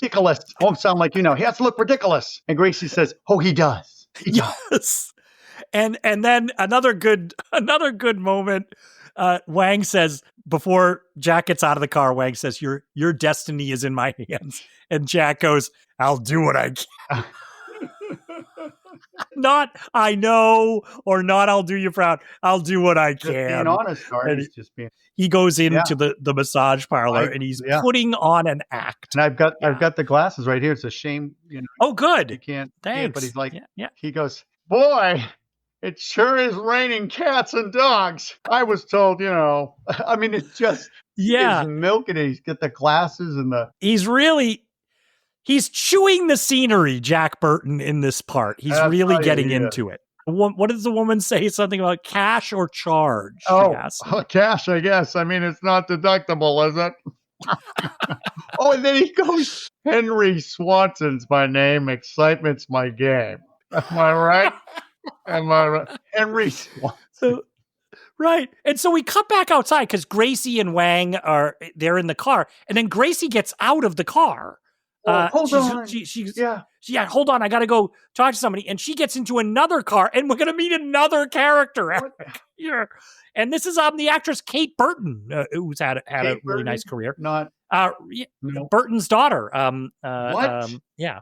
Oh yeah. Say that again. Richard Burton's daughter. This is Richard Burton's daughter? Yes. I have no idea. Okay. Yeah. I'm surprised because her voice didn't at all read that. I thought she'd be like, she's a very good actor, Broadway, a lot of stuff. I actually got to see her perform a lot when I lived in Boston at the Huntington. She would perform there but I don't care. Several times. I don't care. Yeah, but she's a good actress. But here she's kind of young, but she's in another car. And when Gracie goes and gets in the car with her, she's talking, and we get the feeling she's a reporter. Yeah. That there's from some dialogue that they're saying, she's like, I got to report on this. And so now we have this other character we're introduced to, but then we cut back inside, and I guess Jack Burton is now flipping through the book of women that I guess you can have at this brothel. The coffee table book of women that you can buy. Yeah. And he's like, what I'd really like is somebody with a green eye. Yeah. And then the other woman goes, Chinese girls do not come with green eyes. But the madam, the woman who's in charge, hears him say that. Yes. We see that she hears him say that. And clearly something troubles her. And she heads off down a corridor and she opens up. I'm going to ask you that. Is this the woman that was at the airport? Good question. Because when you brought it up earlier, I hadn't noticed that before. But when you brought it up earlier, she does look a little like this woman. Because they were very specific about this woman looks a particular way. Yeah. Particular age. But I stopped it and I'm like, I don't know if that's her. I don't know. Yeah, it could be. It could be that she's there and telling the Lords of Death which women to pick up. Yeah. But she goes into a secret room. And we see Miao Yin is tied up on a bed. Yeah, in there. Miao Yin is Miao Yin, right? And it's very odd. She's tied to the bed. Yes. And this, again, the second time we've seen this person not saying anything. She's just got those beautiful green eyes and she's just like, I'm trapped there. Yeah. And so, but then outside, our group that's outside, they're looking up at the top of this building and they start to notice a big green cloud is coming over the top of the building, like it's billowing out. Yep. We kind of saw this before, so something supernatural is happening. Yep. And the buildings start shaking. Yeah, but lines missing out on awesome lines. Jack's with another woman, and she's like getting ready to wash him or something. She's asking a question. She goes, I don't know. Take your tie off, please. Yeah, I know what you mean. My wife gave it to me for Christmas. But she kind of keeps looking at him like, oh, God, this is going to be a long night. Yeah. But now the place is shaking. Yes, you're seeing. Shaking. And the bed, the poor bed, Miao Yin, that actress, they're rocking that bed. They are. Like, it's almost like The Exorcist. Yeah. It's like, but then the roof rips off. The roof tears open, like on the top. A piece of it gets sucked away. I think it happens in a couple places. Yeah. And then the one woman's running away like, one of the madams, I think, and this lightning comes in, reminded me of Poltergeist, like that hand that goes. Yes, it comes in and basically whips her. Yeah. Whoa. Yeah. It's like it's alive. The lightning comes down through. So specifically. And Jack's running out too. Like basically all of the rooms of the brothel have emptied out into the hallway. And it looks like, I'm like, this is a very busy brothel because a lot of people, right? And empty out into that hallway. And so it's kind of mayhem. Mm-hmm. And then through the hole in the roof, the storms are coming down. Storms come down, yeah. 3 storms are coming entrance in. That they make. Yes. Mm-hmm. And Jack, this is where Jack tries to punch one of them. I think it's Rain. It's Rain because Rain's got the same face. Like, and Jack punches him and it doesn't do anything. He punches him again. And it almost looks like Rain is kind of like enjoying the fact that this doesn't do anything to him. Yeah. I love that he grabbed hold of his big ass hat there, the Tiki Hut hat, and picks it up. And then he's like, ugh, and makes these faces like, what? Yeah. And he gives him a smile like, I don't know. And then poor Jack gets freaking hurled. Do you notice this happens to Jack a lot in this movie? He attempts something and then he gets on it. He gets put on his ass. Yeah. Like he gets like thrown across a room or tripped or fall. It's like he really lands on his rear end a lot in this movie, or gets thrown into a wall or something like that. Quiet. Yeah. So lightning descends, on his rope down and lightning's in there. And the storms get Miao Yin, and they ascend into the night. They ascend up out of there, and they're out. Yeah. And you can see them. I like the little extra bits when you're looking through the hole, and you can see them going by. And there's a lot of lightning when he's grabbing her. It's really cool. So I remember being so intrigued by this. Like, what are these guys? What's going on? And then they're gone. It's a cloud of smoke. They're gone. Yeah, and they go back there. They go back to Gracie's office to regroup the whole group. Yeah. I love this. Is right as we enter the scene, Jack. Things flying in and out. I want to talk to the cops. Yeah, I want to talk to the cops. Like he's an upstanding citizen, right? I'm a reasonable guy, but I've just experienced some very unreasonable things. Great. But what's interesting is Wang is like, you don't want to bring the cops. What do you want to get the cops killed? Yeah, that's what Wang says. Like, if you bring the cops in, the cops are going to get killed. So, so they're all there now. Our little group here. So we have Wang, we have Eddie Lee, we have Margot, the reporter who we're going to get introduced to now. Margot. She's Margot Litzenberger with the Berkeley People's Herald. Wow, you even got her last name, Litzenberger. That's Kate Burton's character. Wow. Yeah. And so I think Gracie has brought her in to sort of do a story on this human trafficking angle. Yeah. Because she says, and we should point out, this is something that still goes on today. The idea Gracie Law is saying is larger newspapers and media won't report on these things that go on in Chinatown. Mm-hmm.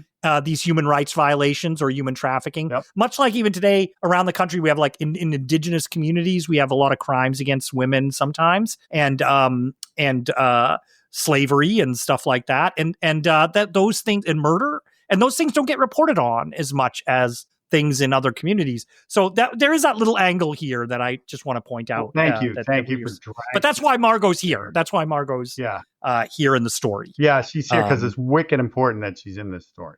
No, I know. I know. But it's important. It's going to be important for Eddie Lee that she's in this story. Oh, yeah. Spoilers. We do want to point out that they're also talking about, now apparently we know his name is David Lopan. Yes. David Lopan. Yeah. Eric. Yeah. David Lopan? David Lopan. Do you mean David Lopan, the international businessman with the Mark, no one's seen him in a long time. You know, he sells women, stuff like that. The dialogue is great. It's so expositional, the dialogue. It's to tell us everything very quickly. Yeah. But we get a little exposition there. So we're learning now that David Lopan is a businessman, but it doesn't quite connect with why he was wearing a crazy costume and shoots flames out of his eyes. Yeah. So as the audience, my first time through, I'm like, what? Wait, so that guy that we saw on the street is a businessman? Like, yeah. And that's like, So I think as the audience, you are not quite sure what's going on. They're dumping a lot of exposition here. And this is where it's a great Jack Burton line. I know what you're going to say. He's a reasonable guy. Yeah. Jack you know what, Burton. Art? I already said it like 4.5 minutes ago. Oh, you did? I'm sorry. So do I need to say it again? Because I don't know if I can do that. I can't believe I missed it. Oh, you missed it. You just glossed over it like a freaking, like you just painting a house. I can't believe I missed it because I was waiting for you to say it. Yeah. Well, I guess I jumped the gun, but you know what? Art, I'll say it again because I'm a reasonable guy, but I've just experienced some very unreasonable things. And I just wanted to get that out in this podcast. I'm reasonable. That's the line. Yes. Everybody just go back 4 minutes and then you can send Art information of how he didn't listen to us. When I edit this, I'll cut it out and make you look crazy. Oh, yeah, do it. Sure. You didn't say it before. The power of the edit. Yeah. That's why I can make you sound however I want. That's right. Yeah. So I guess they're gonna go to the Wing Kong exchange because they think that's where she is. Yes. The Wing Kong exchange, Eric, the most dangerous cutthroat den of madmen in Chinatown. Yes, that's right. Eric, you can't just waltz in and out of there. Oh, true. Like the wind. But that's what I mean. It's all this on the nose dialogue. So they got to go to the Wing Kong exchange because they think, oh, that must be where Miao Yin is. And this is another great Jack Burton line as we come out of this scene, right, Eric? Yeah, do you want to do it? I can't go. I'll do Gracie Law. I'd go with you, but I can't. I would go with you, but I can't. If we're not back by dawn, call the president. Oh, yeah. Okay. Yes. So they head to the Wing Kong Exchange, which is the business front, I guess, of Lopan, Yep. and they're going to go in. They have a great plan, Eric. This is a It's a great fantastic undercover plan. plan. It is. They're going to go in as phone repairmen. Yes. And if you're a phone repairman, what do you need to show that you're a phone repairman? Well, all you need really is a phone. You bring the phone in with you, and everybody knows you're a phone repairman. And it's not a cell phone because it's the 80s. It is a phone. Yeah. Yeah, it's a phone. He has it. He's walking in. So him and Wang are walking in, and I think, Eric, that this is just all improvised. I think that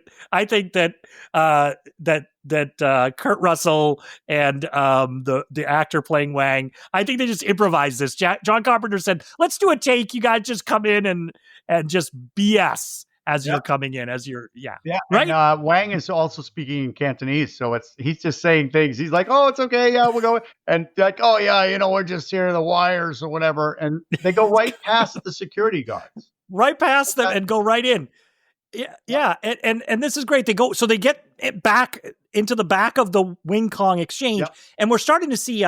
It's probably an import-export company, so there's lots of shelves of ceramic Buddhas and everything lined up, all in there. And it's all I noticed my second time watching, I'm like, oh, you got to pay attention to the lay of the land here. They're going to show us a lot of things that then come back. That's funny, later. I didn't pay any attention to the lay of the land. I just thought, where are they now? I don't know. Yeah. Because it starts getting dingier. Yeah, it's dingier. They're back. But what another note I should say is, so Wang and Jack are talking about, okay, we got to go here. But whenever they approach a security camera, they get into their repairman mode again. So all of a sudden, Jack will start going, yeah, it's got to be like the circuit box. We're looking for the I think and last time it was a squirrel chewing through the wires. And then as soon as they're past the security camera, they drop out of that again. Yeah. It's kind of a funny gag. Yeah. So they're going down into the basement. It's getting dingy. And it's getting dingy, darker, and they notice drag marks, like somebody was dragged towards a wall, but it just ends at a wall. So we know there must be secret passage or something. Looks like two people dragging another. He's such a detective. What I love too is when they find a door and they're trying to unlock it. It's where we get our second hell number 2. He goes, "What does that say?" And Wang goes, "Hell of boiling oil." And he goes, "You're kidding." "Yes, I am." It says "keep out." That was a cute. Then we're going to cut back now, though, to the Dragon restaurant, and Egg Shen's here. Egg Shen, our tour guide. He's got like a diagram in front of him on the table with a lot of. Yeah, it's like what you would think a shaman would have. It's sort of cloth, his stuff written on it, and and so he's saying, like, the line he says, Eric, I wrote it down: "Goat cuts against the hedge, its horns become entangled." With a goat. I deliberately didn't write that line down. Yeah, and so what he's talking about is, he says, like, the Chinese culture has a lot of different things: Buddhism, Confucianism, all these sort of gods and mysticism from different things. And so they pick and choose. What did he say? Like, he's got food. Does he have food on like a little chopsticks for the? He goes, "It's like your buffet at the restaurant. We pick and choose what we want." And so he said, for Chinese people, and we're a little bit like this earlier in the movie when Wang said about he was out of balance.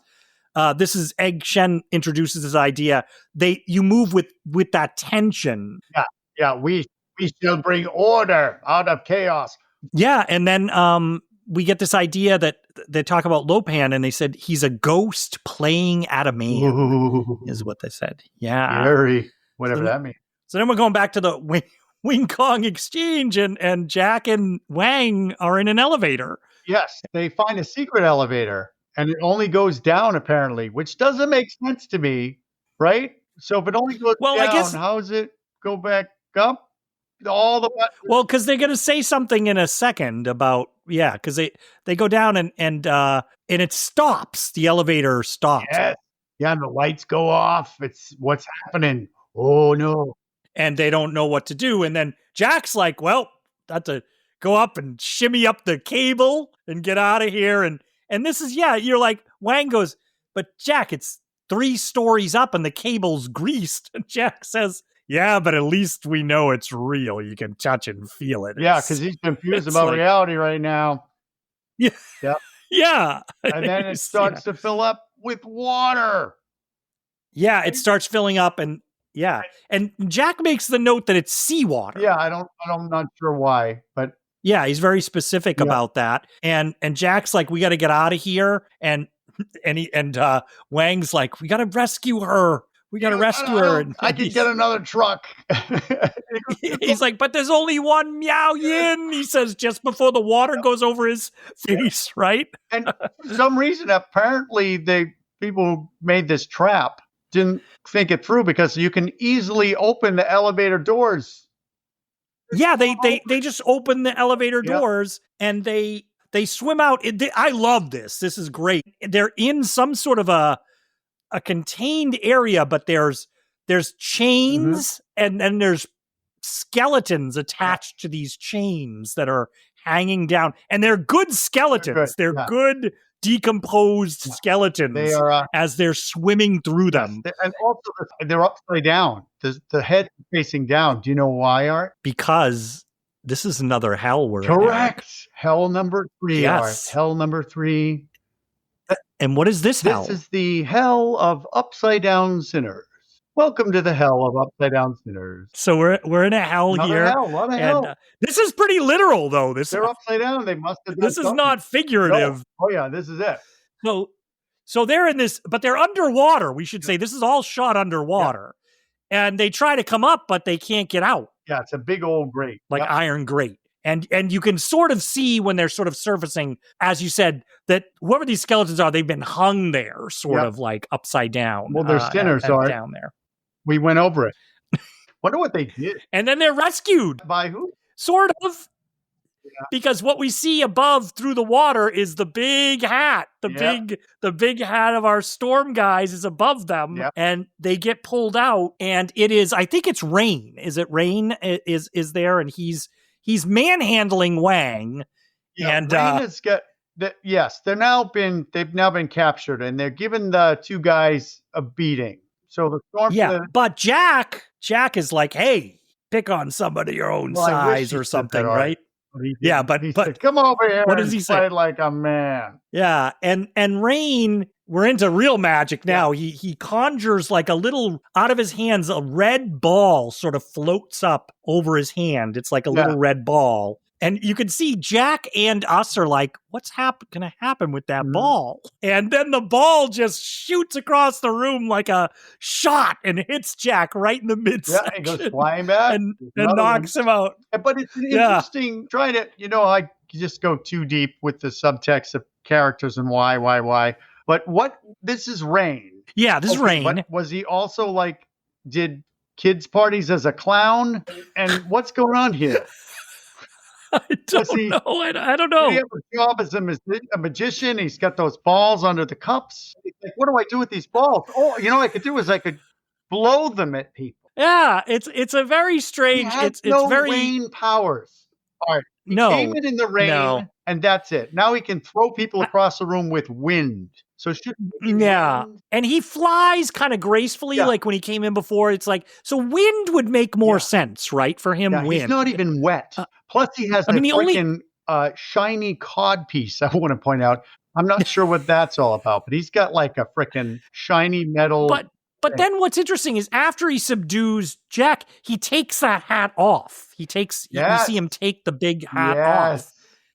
And then we cut to he's walking. Jack and Wang are now tied on wheelchairs with blindfolds on or something. But Rain is now in a suit. He's dressed in a business suit, but he's got this glorious long hair. And I think what happened is the actor was like, listen, John Carpenter, listen, John, I have this beautiful hair. I need a shot of me just going shabba-dabba. And that's why he took his hat off, because he just goes shabba-dabba. Good point. Yeah, Eric. He shakes his hair out when he takes the hat off. Nice hair. But now he's in a nice suit with like a red tie or something. And you pointed out wheelchairs. So tell me where have you seen these wheelchairs before, this wheelchair? Do you know? I bet you do. I'm going to give you a second before I tell you, because Okay, I'm not an catching old on. wheelchair. It's in a movie. It's in the poster of a movie. Changeling. Yes. With George C. Scott. These look like changeling wheelchairs, like the ones you push. What's his name from It's a Wonderful Life? Here, bring me over. Harry Potter. Harry Potter. Mr. Potter. Harry. Oh, I wonder if Mr. Potter is an ancestor of Harry. Right. Like you use some magic to get this done. Wow. We went on a little journey, a side note there. But yeah, they're in these wheelchairs and they're wheeled into a room. And it has all these sort of gold Buddha statues in like a long, the angle's kind of cool because they stretch sort of back behind these two as they place them in the wheelchairs. And then a guy's going to come out in a wheelchair himself. But not the wheelchairs that we saw. This one's a remote-controlled wheelchair. Remote-control wheelchair. Yeah. And it is James Hong, but not as we saw him in the streets. No. This is David Lopan. Yeah, David, right? David like Lopan. He's 1,000 years old. I mean, it is. He's got the stringy chin hairs. He's got almost no hair, wicked wrinkly, and that weird pucker. Mottled skin, like age spots on him.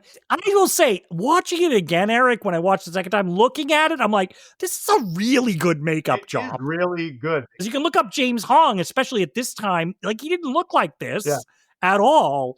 And he's sort of what I like about it too is, like we said, it is not a stereotype that he's playing where you would think he'd be like something like you said, like Fu Manchu or something. That's not this guy's vibe at all. No, this guy in the chair. Yeah. And I just think the entrance is so creepy. It was horrible. But Texas Chainsaw Massacre 2 with the old guy in the seat, it kind of reminds me of that a little bit. But the entrance of this guy's in the wheelchair. Yeah, and they cut the blindfolds off dramatically of the two. Yeah, I was actually watching. That actor does kind of put the knife up in between. And I'm like, ooh, I hope they're just really careful with everything that they were doing.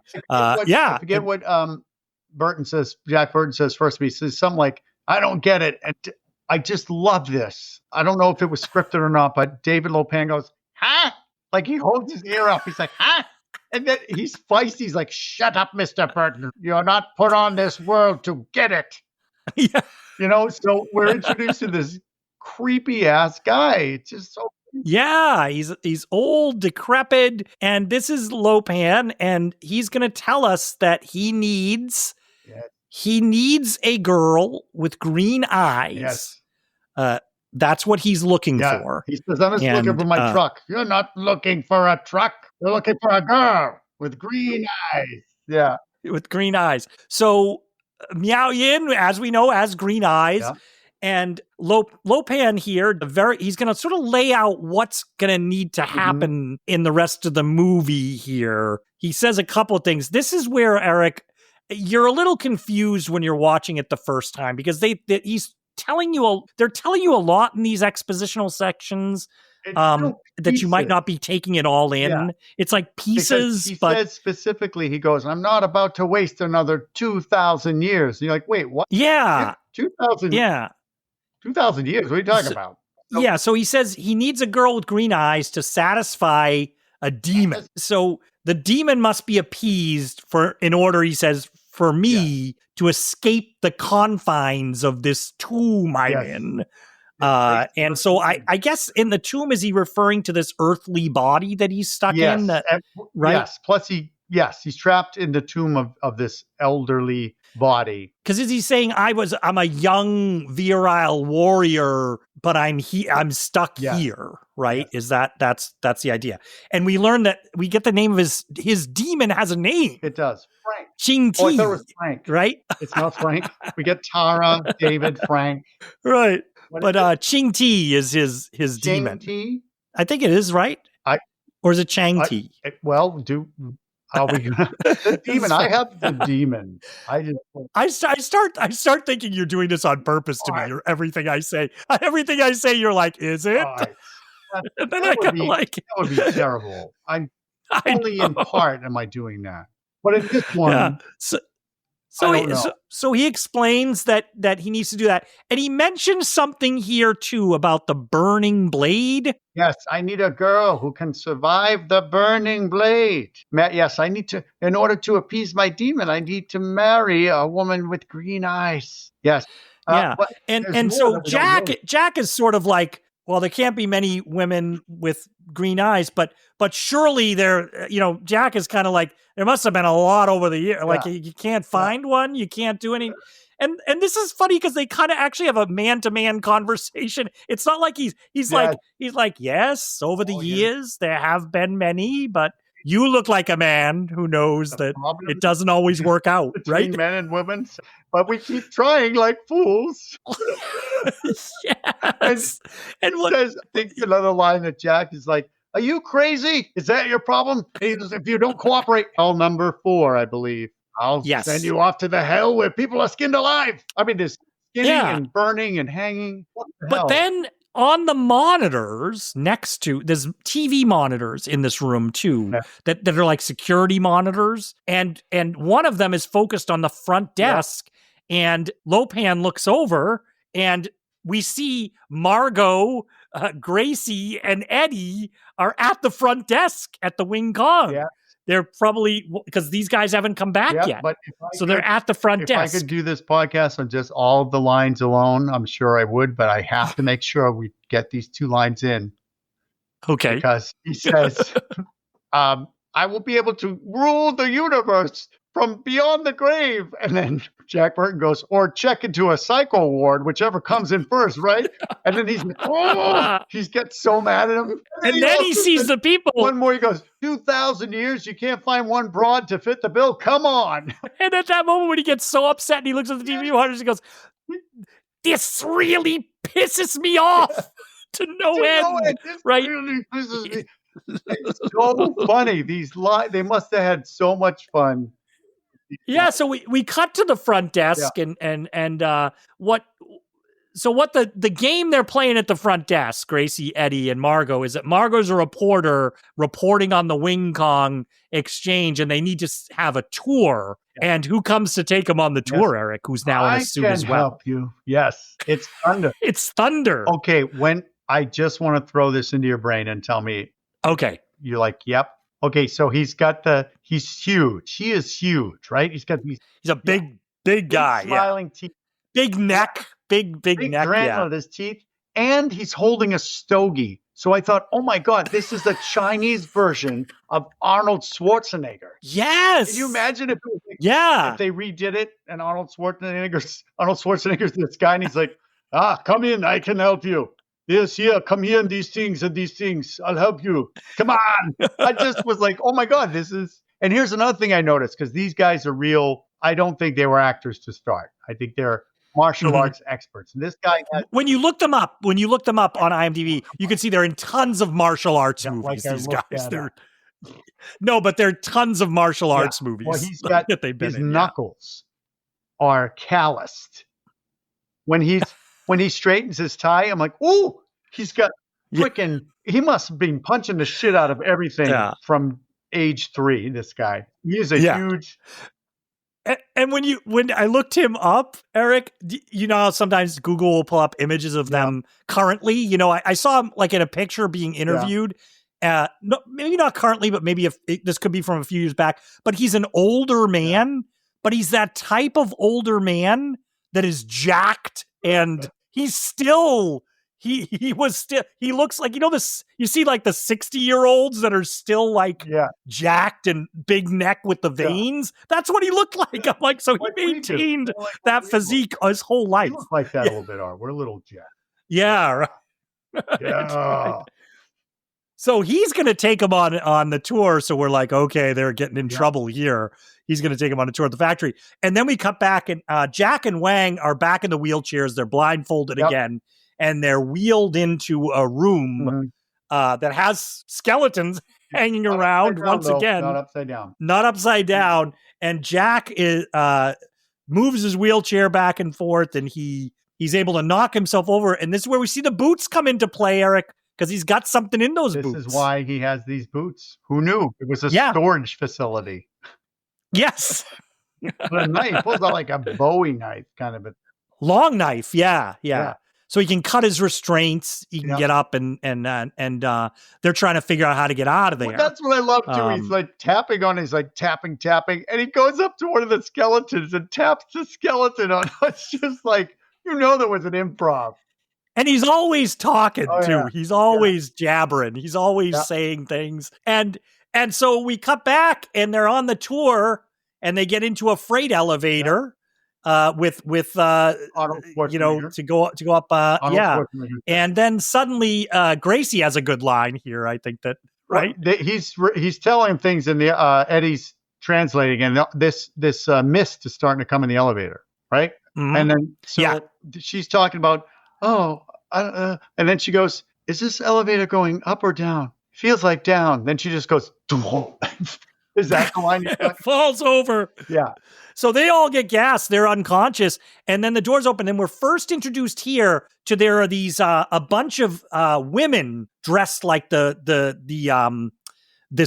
crew in the black sort of outfits. Dressed in almost like jumpsuits. Yeah, jumpsuits. Yeah. And they come and grab Eddie and Grace and wearing her red headbands. Yep. So. Red headbands, yeah. So Wing Kong here, but they're all women in this group. And then we cut back to the cell, and they hear somebody coming, so they get back in there, right? Yep. They get back in their wheelchairs, and they put the blindfolds back on too. And Thunder comes in. He's carrying Eddie. Yep. Eddie Lee. Yep. So he has Eddie from the elevator as Eddie's passed out, and he comes in and he hangs Eddie on a hook. All these skeletons seem to be hung on a hook, but he doesn't hang him through the skin. I think he just hangs him on Eddie's suit jacket. If this was rated R, this could be possibly where Eddie gets it. Like why are there all these other skeletons on the hooks? Yeah. So I think but we like Eddie, and I'm glad Eddie's not gonna. Yeah. But they hang Eddie up. And this is where they get their chance. They're going to get the jump on Thunder, and so Jack jumps on Thunder's back, but boom, takes him off. Yeah, immediately takes him off. And so Wang, it looks like Wang's going to be in trouble here, but then Jack jumps back on Thunder's back and has the knife to Thunder's throat. Let's try that again. So he's stuck. He's there. And I love this part because Wang is like, "Let's go, let's get out of here." But Jack is on. It's Jack's expression, Erik, is sort of like, "I can't." Yeah, I think that's what he says. He's like, "I can't. I can't. I'm holding him at knife point. What do I do?" And this is where we see a secret power of Thunder. This is where we see he has a sort of a power. He doesn't make balls appear. No, he doesn't. No. Yeah. He just can. He's you overinflate a tire. Apparently, that's what he can do. He can he goes, and he basically inflates and makes Jack fly off of it. He expands, so Jack can't hold on anymore. He sort of flies off. The great sound effects because you can hear it's like the balloon going. It's a balloon going. You can tell he's getting bigger, and it's a great job. You can see that he's getting bigger. But it's not outrageous, and he flies off. Yeah. And he lands in the changeling chair. Yes, the changeling chair, but with such a force that he goes rolling down the hallway backwards. And it's a great effect. It's as if he's rolling downhill on a hallway that has an angle, and he's out of control. Yeah. And he's running into bad guys, and they kind of fly to the side, right?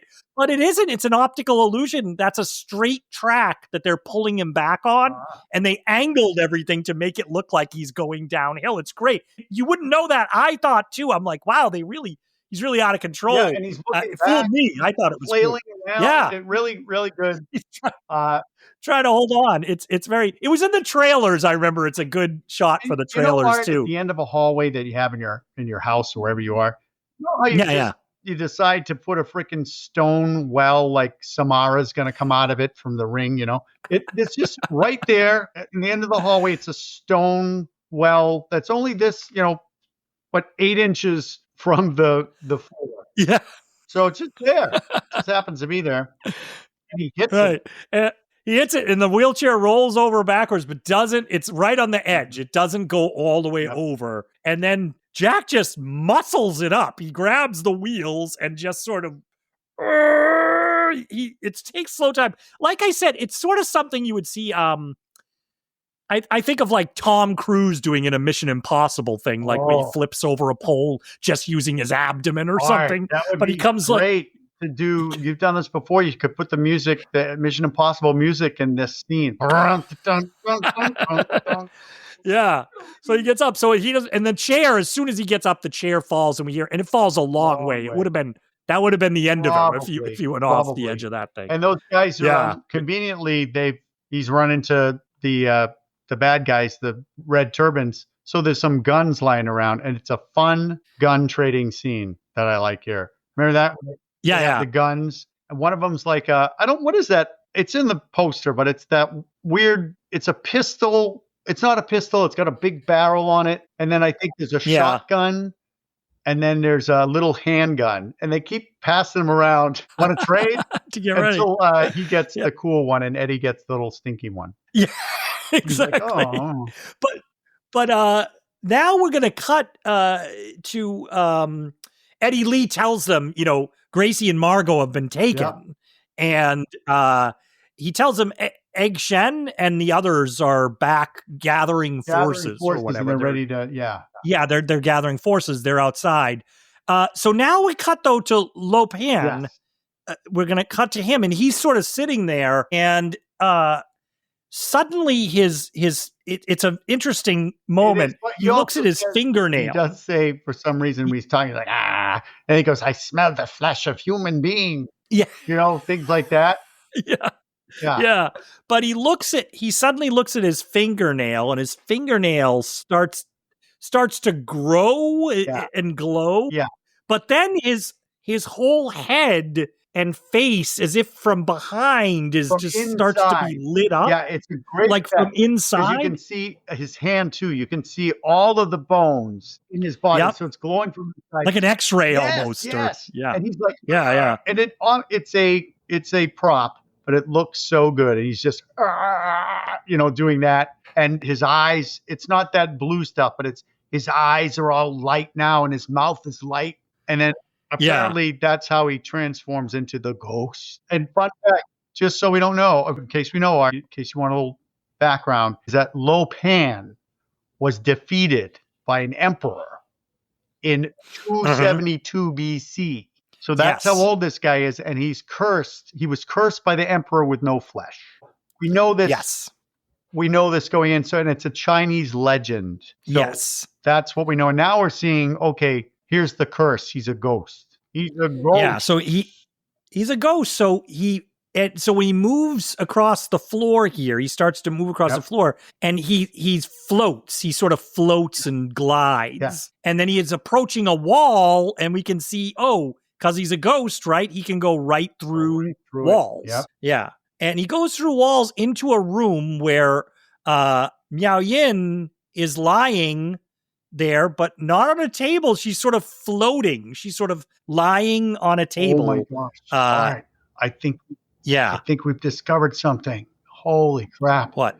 Rain the magician, right? So he's a magician as well, right? So he does the thing with the ball. He's one of those magicians that makes the floating lady. So he's like a levitation. I'd be surprised if he doesn't come in. He's like, oh, and he puts the hoop underneath her, and Lo Pan's like, oh, very good. How are you doing that? That would be cool. But she's in a trance, and it's not a wedding dress. It's like a she's in like a white outfit, and she's lying. Yeah. She's clearly asleep or in a trance. Yes. And again, said nothing. This whole film she said nothing. So. No. And he's in ghostly form, and he sort of reaches out to touch her, and we see that he can't make contact with her. which this is all weird because I'm like, later we see that he can make contact with her. Well, we'll get but there's a reason. We'll get there. He's a ghost. But it's kind of creepy the way he's reaching. Where is that? Where's that? The shoulder? Yeah, I would say it's in an area he shouldn't be touching a woman that's asleep. I think it's her chest, but I think it'd be creepier if he was trying to give her a foot massage. Like, oh, Mao Yin, I can't wait to be able to massage your feet. Oh, but his hand goes like right through her, and so he's sort of like he says like, what is it? Qing Ti, give me strength. Qing Gai, make me flesh again soon. Yeah, he's really desiring. You can see his end game right here. And we cut back to Jack, Wang, and Eddie, and they're coming out of a doorway to face a whole bunch of Wing Kong fighters. And this is where we first see Wang can kick ass. Oh. Wang is kick ass. Yeah. Yes, we see this now. Full on martial arts. Yeah. He can flip, he can spin, he can jump, and really good. And Mustache Man has made another appearance. The gold, the guy looks like he's from the Old West. He's there, but Jack can't shoot because he's got the safety on. He's like, yeah, and we're starting to see this as a movie, and this will happen as we go on. Jack Burton, in some of these encounters, he gets really sidelined early. Oh, yeah. And the Asian people take the lead in these fights. It's to really feature these characters. And Jack comically is, like you said here, it's like he can't shoot the gun. And Eddie's like, you got to take the safety off. And they do shoot. He does end up shooting him and Eddie and getting a few an accident. He's like, oh, like, yes. I will point out that our mustache friend is not dead. He doesn't get shot. I think he gets knocked out because we're going to see him again. Just pointing that out. All right, I have to ask you something. Yeah. All right, is this the first time you ever plugged somebody? Nah, no. Yeah, that's what Eddie asks Jack that. And Eddie has? It's like Eddie has. Eddie's like, yeah, I think Eddie has. For a Jack hasn't, right. So he's playing along. Jack definitely, he doesn't even know how the safety works. Right. But Eddie, I don't know. You don't want to piss him off. He's a maitre d'. Holy crap. Yeah. And then we're going to cut to, now we're going to see where Gracie and Margot ended up. Oh. They're in cages in, I guess this is where a bunch of women are held, where they're going to put them into slavery and human trafficking. Yeah. But there is a difference. It's so odd to me when I first saw it. It's like, Margot looks like she got the first class penthouse accommodation. Yeah, she's got a bed, a little desk next to it. She's got her journal. It's overnight camp. It's like overnight camp jail for Margot. And then we cut to Gracie and she's hog-tied. Like legs are backwards. On the bed, and she looks super uncomfortable. Yeah. And I know you're wondering why. Maybe you caught it the second time around, but when we do find out that Margot says to Jack at one point, "Oh yeah, she's a wildcat," so that's probably why she was probably fighting every minute to get away. Go down. She was fighting every single minute. You don't want to piss her off. So that's the trio. So we got Wang and Eddie and Jack. And they're going to try to spring them this location. It's a great scheme. It's almost as great as the glasses scheme. Jack is going to climb up on top of the cages. He's going to surreptitiously. He's underneath. There's a bridge. He's hanging off the bridge while we get introduced to another hell. Yes. Oh, which one is this? Wang is holding Eddie, pretending that he's like, I'm going to kill this guy. Like the women. Yeah, they walk up. Yeah. They walk up. So Wang is pretending he has Eddie at gunpoint. Hostage situation. And this place is guarded by the women we saw earlier. The women fighters. And they're very slight. Yeah. They're very slight women. But he goes, if I'll kill him, and then your souls will be in the hell of the oily dragon. Yes. So we get another hell art, the hell of the oily dragon. But the women are formidable. They have these staffs that they fight with, and we're going to have a fight here. Eddie and Wang are going to fight these women of the Wing Kong. And I love that one here. woman, she's got it's a stick, and I would love to have this. It shoots fog out of it. Yes. Yeah. How cool was that? It was really cool. Much, yeah. But it was so. And meanwhile, Jack's climbing around the cages there, and he finds Margot. So she tells him, oh, that's where I think she says she's over there. She's hogtied.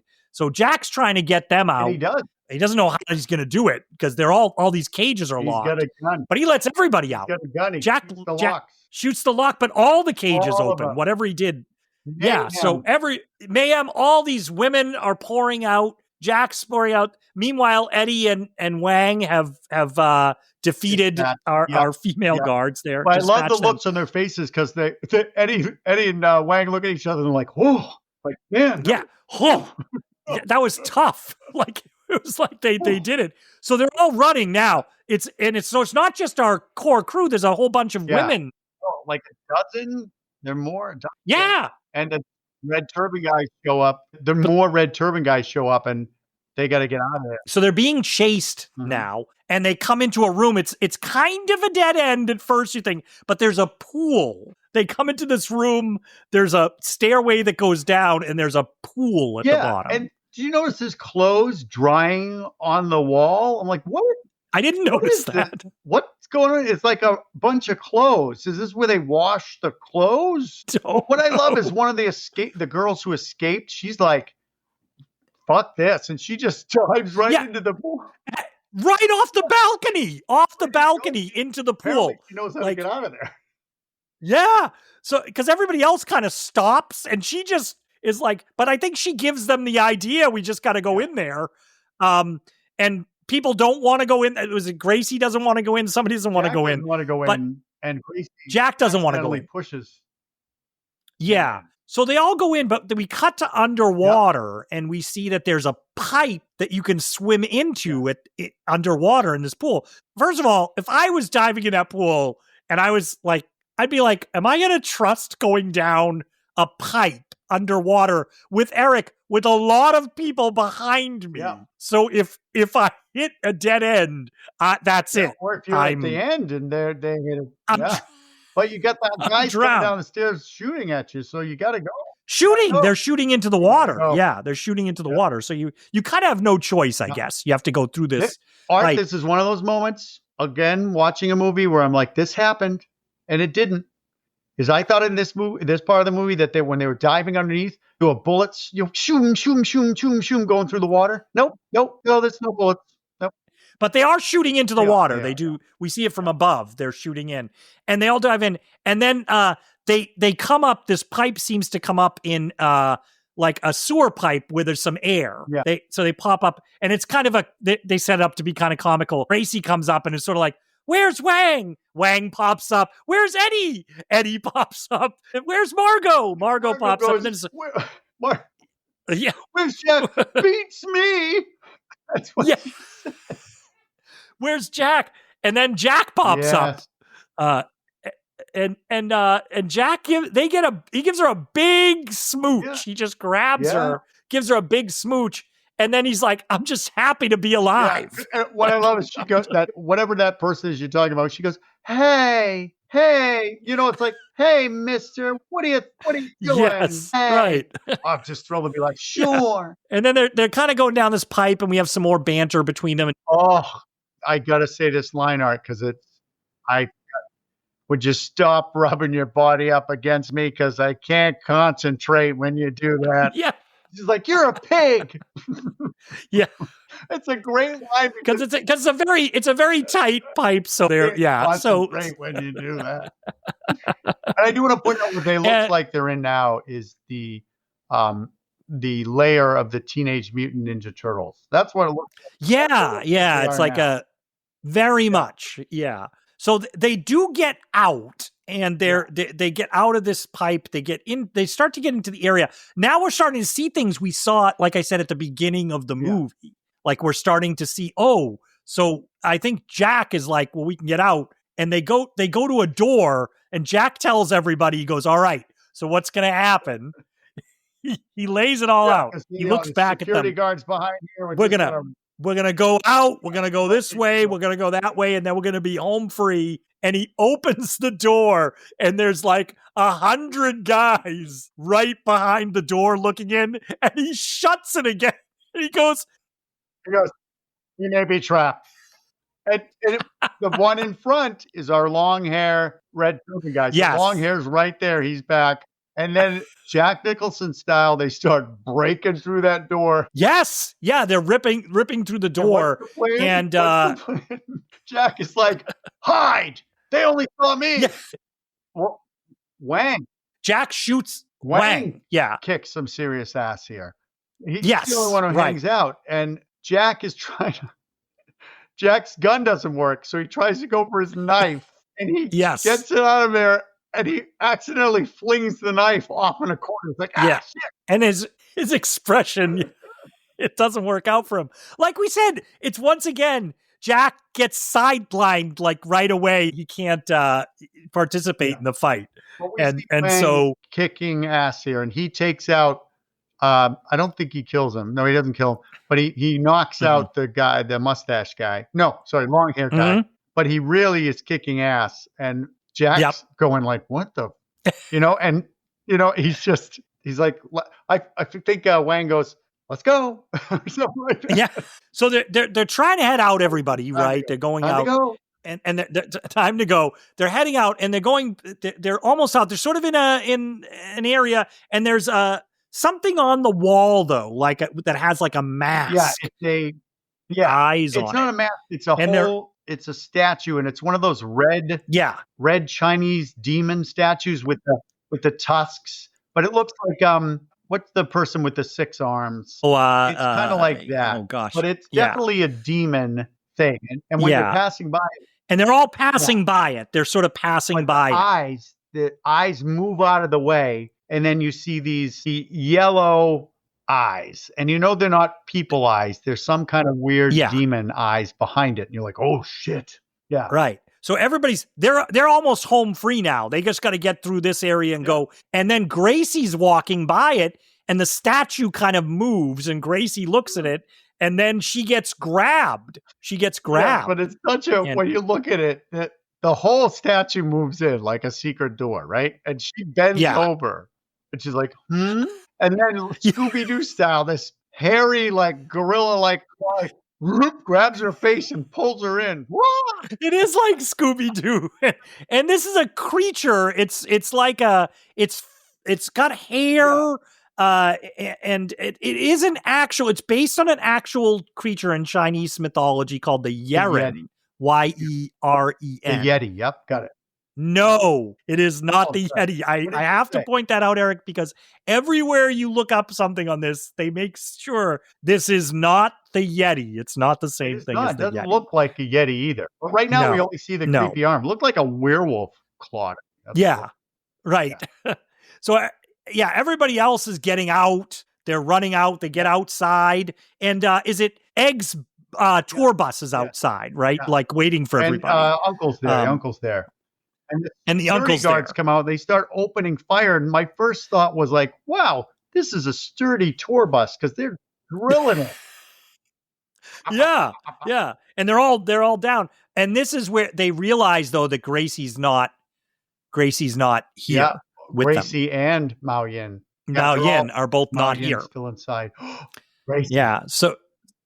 So we cut back, and Gracie's being carried by this creature. It's like something out of an old creature from the Black Lagoon or something, right? He's going down a cave with Gracie over his shoulder, this creature. I don't know if this helps with the description. Yeah. But I'm thinking that this creature almost looks like Chewbacca if he was like on crack or meth. Yeah, because we should say its face is like, it's kind of contorted, right? The face. But it looks like, Eric, it reminds me of, you produced a show called was it Ghost? No, it's called Chewbacca on meth. Was it Ghostly Manor? And it was set up with 3 different sets, right? Yeah, you went and then room. You travel as an audience member to each room, and I had a backstage area where we could do stuff. And there was a in one part of that a werewolf creature came out and grabbed one of the characters, right, and brought them backstage. And it reminded me of that creature that you had there, which I know we worked with before in other things, but Wolfie, I think you called it Wolfie, right? The creature. Yeah, it reminded me of that, that creature. And then he puts her in a room he chains her. He jumps down a hole with her, like, doom. So it's funny to me because I'm like, he has the ability to chain her. He did chain her up, so he's a very intelligent dude. Yeah, I'm going to do him. Here's him walking away. So it's just for you. So ready? Okay. So he's like this. He goes, very humanoids from the deep. Yeah, very, very, yeah. And he goes in. But so he chains her, and then thunder and rain come in. Yeah. And they kind of looking at her like, huh. And she's like, what's going on? I'm going to I forget what the lines are. I'm going to sue you when I get back. Now, do they notice, Eric, are we supposed to think they're noticing her eyes right now? Yes. And David Lopan wheels in. What does this mean? 2 girls with green eyes? Yes. This is what I love, too, because she's chained up. So she can't get to him, and she's just wicked mad. And he's like, oh, this one has fire as well. And she's rattling things at him, and all he's doing is he's got his finger again. And he's like she's trying to bite his finger. He must have so much fun with it. Almost like he's a pet. She's a pet in a cage, right? Or something. And And so now we're going to cut back to the restaurant. Egg Shun and his crew are there. He's gathering people. And Margot says something, Eric. She goes, this is like Alice in Wonderland. Yes. Wow. Yeah. Some radical Alice in Wonderland. Yeah. Which is what this movie is like. It's like Jack Burton is like Alice in this movie, right? Yeah. Alice in a tight tank top. That's what it is. And we see here, this is important, Egg Shun has brought the Chang Sing. We call them the Sing Dings. No. The Sing Dings. He's brought them into the plot here. And you got another line for me? Because I do. I got a Burton line if you want. Gun like Dirty Harry? No, yeah. No. He has a big gun. They're getting armed up here, and he has a huge gun with a like Magnum Force, and he's I like, love that Egg Shen is making fun of the Americans, which I love. Oh, you like Dirty Harry. But Jack sees them all and he goes, any of them savvy English? And one of them with a perfect American accent goes, hey man, who is this guy? I just love it. Who is this guy? And it's some. I guess it's an Eddie's. He points out Eddie shouldn't go. Yeah, because Eddie's got a crush on Margot. And Margot says, like, you've got a crush on Gracie. Yeah, it's very high school. This scene. She's like, man, ooh, you got a crush on Gracie. Yeah. And so go either. But they have to go back and rescue the girls. And I know you love it when people go back to the place that they escaped from. I'm okay in this movie because they're going to show us different things. So they're going to keep showing us different things. Got it. Yeah, when I like it, it's okay. Like it. That's good. When I like it, all rules are off. All rules are gone. Okay. I like it. So then we see that another another cut. Yeah, we're cutting back and forth, and they put, it's a short scene here, but they throw Gracie into a room with Miao Yin. She's still floating. With who? God, you're making me so self-conscious. You're doing this all the time. This was the last podcast they did together. Because every time you do it, I'm like, oh my God, I messed it up. Miao Yin. Yeah. I'm saying it right? Miao Yin. Yeah. So she, they put her in and she's in that trance. She's still floating. Yeah. And they give Gracie that little hula hoop so she could try to see if this string didn't do it.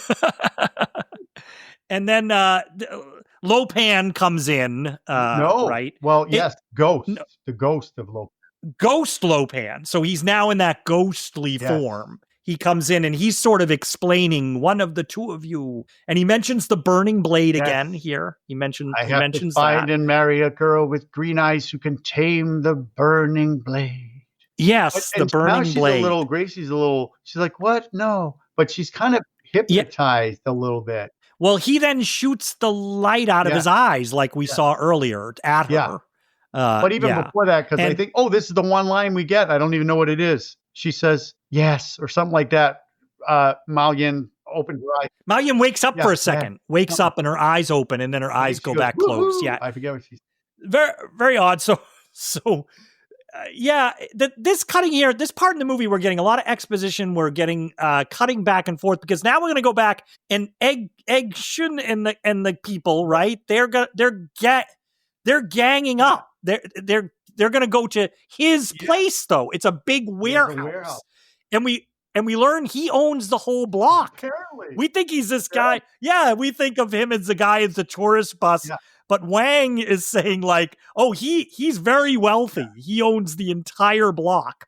And so cool. This things in formaldehyde or something like that. It's all kinds of interesting things in there. Sort of like, you get the idea of ancient Chinese things, but sort of in this big warehouse. And Egg gets some stuff out. It looks like what would you call them? Like flasks, like leathery potion bottles or something. Gourds. That you could put liquid in, but they have those gourds with the caps on them. Yeah. And then we see that in Egg's place here is also a secret door, and it opens up, and there's like a fireman's pole going down. It's the Wayne Manor. That's what that is. I expect there could be, let's go. Oh, no. Yeah. I also want to point out he's wearing a different outfit now. And I love the actor stuff, the little subtle actor stuff, but he's wearing a different outfit and he's got all his stuff and he starts yanking his pants up a little bit. He's like, all set? I mean, it's just like he's gearing up like you're going to play paintball. I just thought there was a cute little moment. All set? And he's pulling up his pants and then the pole. Yeah, the bat pole. Art, they're going down the bat pole. Hey, Art, where does this go? Down. It goes down. Down. And when they hit the bottom, now we're in a little other part of this movie. These are misty caverns down here. It's very give me that feeling of like Skull Island with King Kong type of a feel, right? Like down here. Ancient stone, there's little bridges, there's a fog. Or even like Lord of the Rings or something when they're down in caverns, right? Like it's a different feel from things we've had. I like the set. I want the set. I want that. Yeah.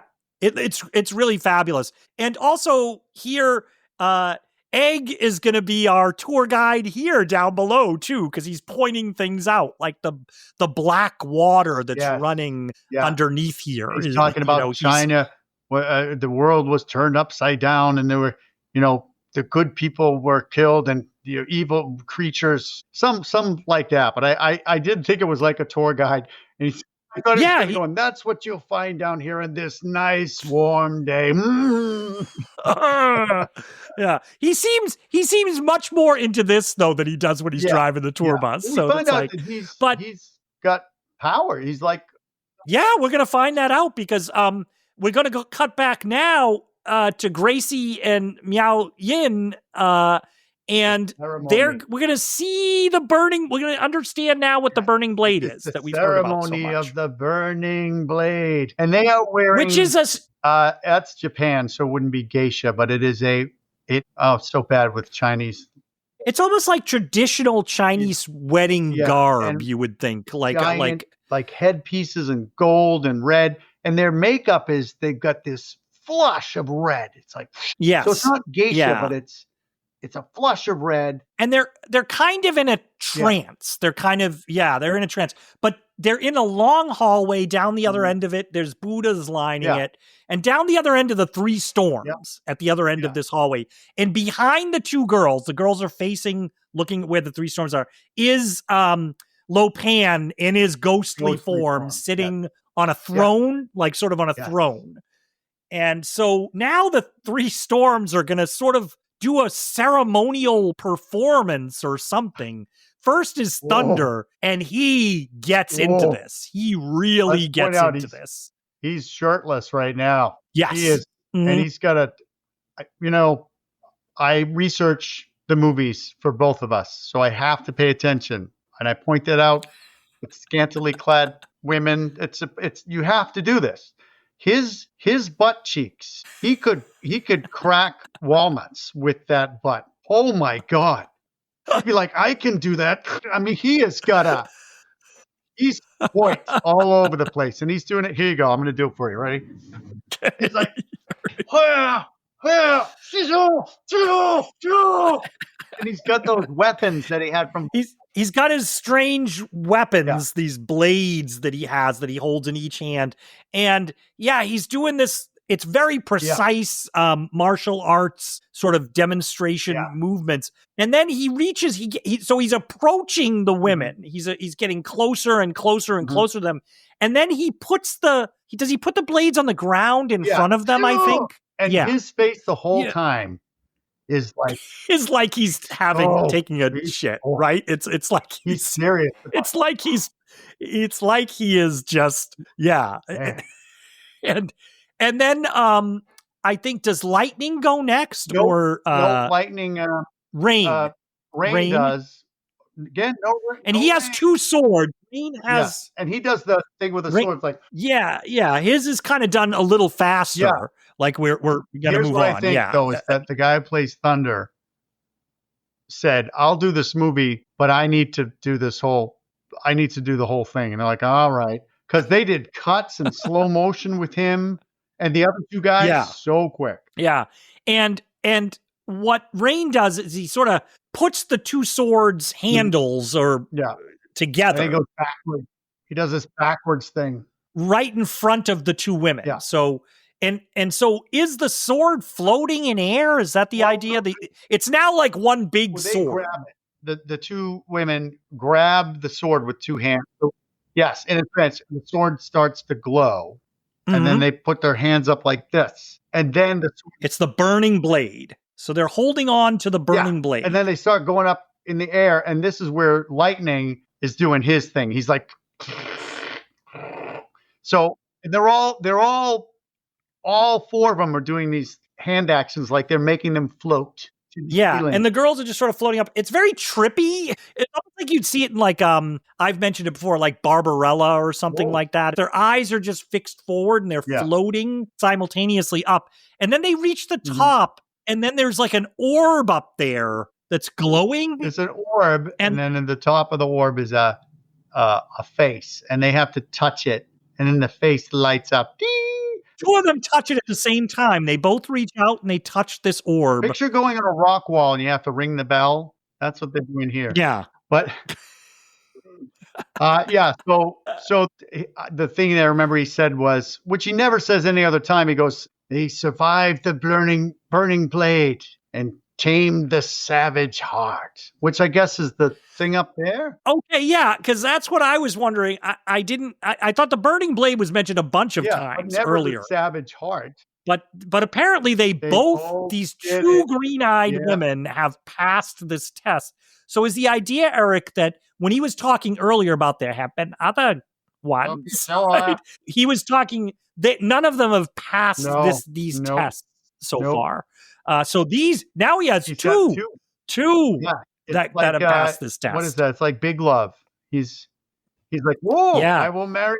So he's really happy. We see that he's and then we cut down to the caverns. These guys are going through the caverns, and they look down, and in the water there's some bubbling under the water or something. Yeah, like something's breathing under the water. Something breathing under, but that's a misdirection, right? That's a misdirection because we're focusing on the water. And meanwhile, what happens? But one guy, who knows who it is, one poor gold turban guy, there's a hole in the cave because it's all like stalactites and holes. This thing, so quick, comes out of the cave. It's a puppet. It's some kind of animatronic awesome thing. It looks like some kind of angler fish with claws, and it just grabs him head first and pulls him inside the hole. Guys just go. It's like a 3-second. Yeah. play. But this is where we see Egg throws some powder at it as it's retreating. Like shoom, and it causes like some magic or something. And Egg Shun says, "You will come out no more." Yeah. Yeah. And Jack's like, what? What will come out no more? Like, what was that thing? Because it is kind of indescribable. Like you said, it's a cross between like an anglerfish and a grasshopper or something. Really It's very interesting. It'd be really cool in a haunted house if you had that creature coming out of the wall. Fact, Yeah. Okay. I have that at Lost Museum. You're in a room, and one of there's stalactites, there's skeletons, there's darkness, and then the tour guide goes, "Shh. Did you hear that?" And then this huge, like, demon head comes flying out. I know you're always talking about how things influenced you. I did not know like until these podcasts how my life has been affected. And then now we're cutting back again to wedding prep, more wedding prep, getting ready for the ceremony. And at this point, the two ladies, so Gracie and Miao Yin, are sitting sort of in a trance. They're kneeling, kind of, kneeling. But Gracie wakes up. She seems conscious now for a second. Yes. She's trying to get Miao Yin's attention. She opens one eye. She's like, hey. Yeah, she's like, hey. But then Lopan comes in again, and he does lightning does this. They does a thing, and their eyes open up, and they're white. Yeah, they're just white. It's kind of creepy. It's good effect, actually. It's really done well. It's like a milky white. Yeah. Yeah. They're like in a trance. It's milky white, and it's just like a quick scene. That's like a quick. It's really quick. These cuts. Keep track of what the hell's going on. Because now we're going to cut right back to the guys in the caverns, but they're going to get out of the caverns because they're going to go down a hole. There's a hole, and they're all going down it. Yeah. And it's like a slide. It's like one of those kids, like you find at a kid's park. It's like a tube that you can go down. Yeah. So our band down there, Egg and all those guys are going down, and Jack comes down last, I think, like one last, and it's right into a big pile of fish. Yep. Like he just lands right into like a big pile of smelly everywhere. fish. There's a rat crawling across the fish. It's pretty gross. Yeah. And then one of the guys, when Jack stands up and is like, "Oh, fish," the guy's eating one of them. And he offers it to Jack. It's an actual fish. This guy bites the head off of it. And apparently this is emergency provisions for the bad guy. Wing Kong. What? Yeah. So you just throw a bunch of rotting fish in here with rats? Yeah. And then as soon as Jack comes down, they're like, "More bad news." I don't know how they know all this. But it's a great line from Egg Shen, because he goes, "And now for some more bad news." And then he goes, "Ready?" Like, it reminded me of like, what is that? A Futurama. Good news, everyone. I'm afraid I have some bad news. And that guy. Good news, everyone. But yeah, bad news. So this is where we have to know, Art, that what the deal is with Lo Pan. Born whatever, 22, 25, whatever it was. And the emperor punished Lo Pan for doing whatever. Probably involved with a girl, is my guess. And he made him no flesh. And then in order to be whole again, he's got to find a girl with green eyes, marry her. That's one thing. But here's the new thing, is that to appease the emperor, he has to marry the girl to appease the demon. But now he has to kill the girl to appease the emperor. Yeah, this is very complicated, Erik. This stuff that's thrown at you in the movie. My neighbor. But for the first time watching, this is a lot to keep up My with. neighbor because it's all just went through the same thing. He did. He had to marry somebody, and then he had to... Well, like you pointed out just a few minutes ago, they kind of keep adding things into it too. Like it was the burning blade, and then it's now another thing too. And they sort of keep adding characters in this movie. I'm surprised they're not going to add another character here. So, but then, so they're talking about all of this, and Jack Burton says, "What are we sitting around talking about Chinese history for?" And we also know here that Egg Shen has been waiting for this confrontation for a long time. So now we're thinking, wait, is Egg Shen ancient? Is he? What's going on here?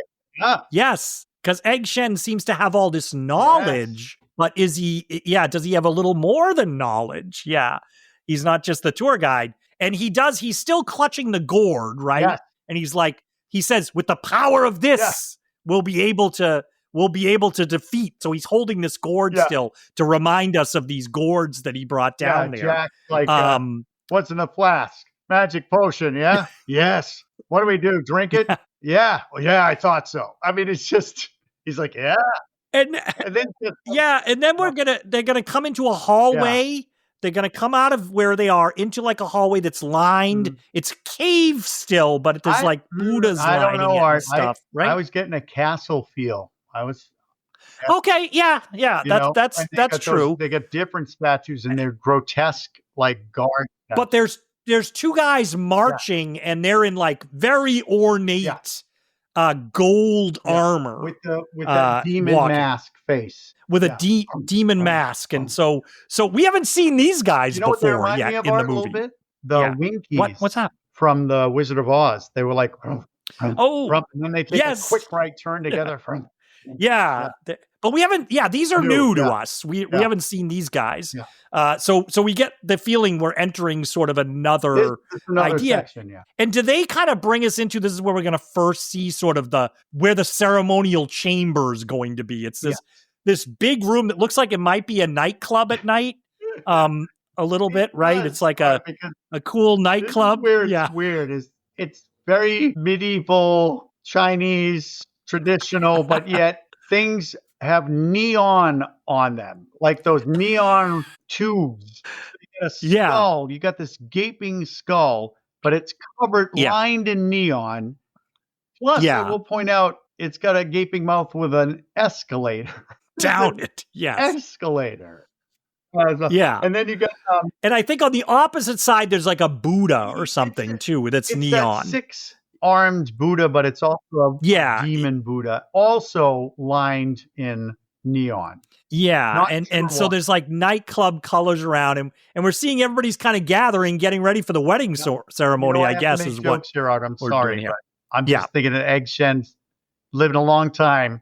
And he's had that place for a while, and he's like, oh, you know what? This place could use a little bit of pizzazz. You know, it's like I was at the nightclub the other night in my wheelchair, and I saw these lights. Let's do that. I mean, how did they get to this point? Let's line the skull. I just want to know. But at some point, he had to been like, you know what? Let's add some color. So I just wanted to point that out. Yeah. So we're seeing sort of the setup here, and do we see here that the two girls are being brought down in the escalator at this point with their eyes are still white. They're sort of being brought down in the escalator, and we cut back to our guys that are kind of creeping through the hallway, and this is where creeping up behind them, it's a shot from behind, something comes into the foreground. We see that something's following them, but it's not a human being. And it's floating, and you're trying to make because it's in shadow to us, and then they turn around. Who notices it? Does Jack notice it first, or somebody like? No, Egg Shen does, and he's like, "Oh, he sees us or something," because this is it's a guardian. He says it's the guardian, And Erik, this creature is. I think it's great. It's a great creature. Can you describe what this is? So if you play D&D, you might know what a beholder is. I like to say beholder, but that's the thing it's a big floating circle with one big eyeball and other eyes coming out of it in stalks and this big teeth. This is like a nerd version of that. It's got two eyes, very human eyes, and then it's got these huge lips. Like what's her name from in Star Wars? You know, like that. It's those. And then in the mouth, there's a huge eye, and then there's dots and eyes everywhere, and it's just this. I guess it's kind of gross. Yeah. It has like it's wet, sort of, and it has that it's like a grosser cousin of, you know, the Slimers and Ghostbusters. It's that kind of, because a guy that one of the special effects people on this is a Ghostbusters, worked on Ghostbusters as well. There you go. And so obviously this is version of taken Slimer. from that. And I will point out, like Slimer, this isn't necessarily frightening. It's just awkward. No. It's and weird. We're finding out and that this thing is basically a large audio visual transmitter for and I know you love the line. Did you already say it? Jack Burton's line? Go ahead. I can say it if you like. Yeah, go ahead. What is that? No, don't tell me.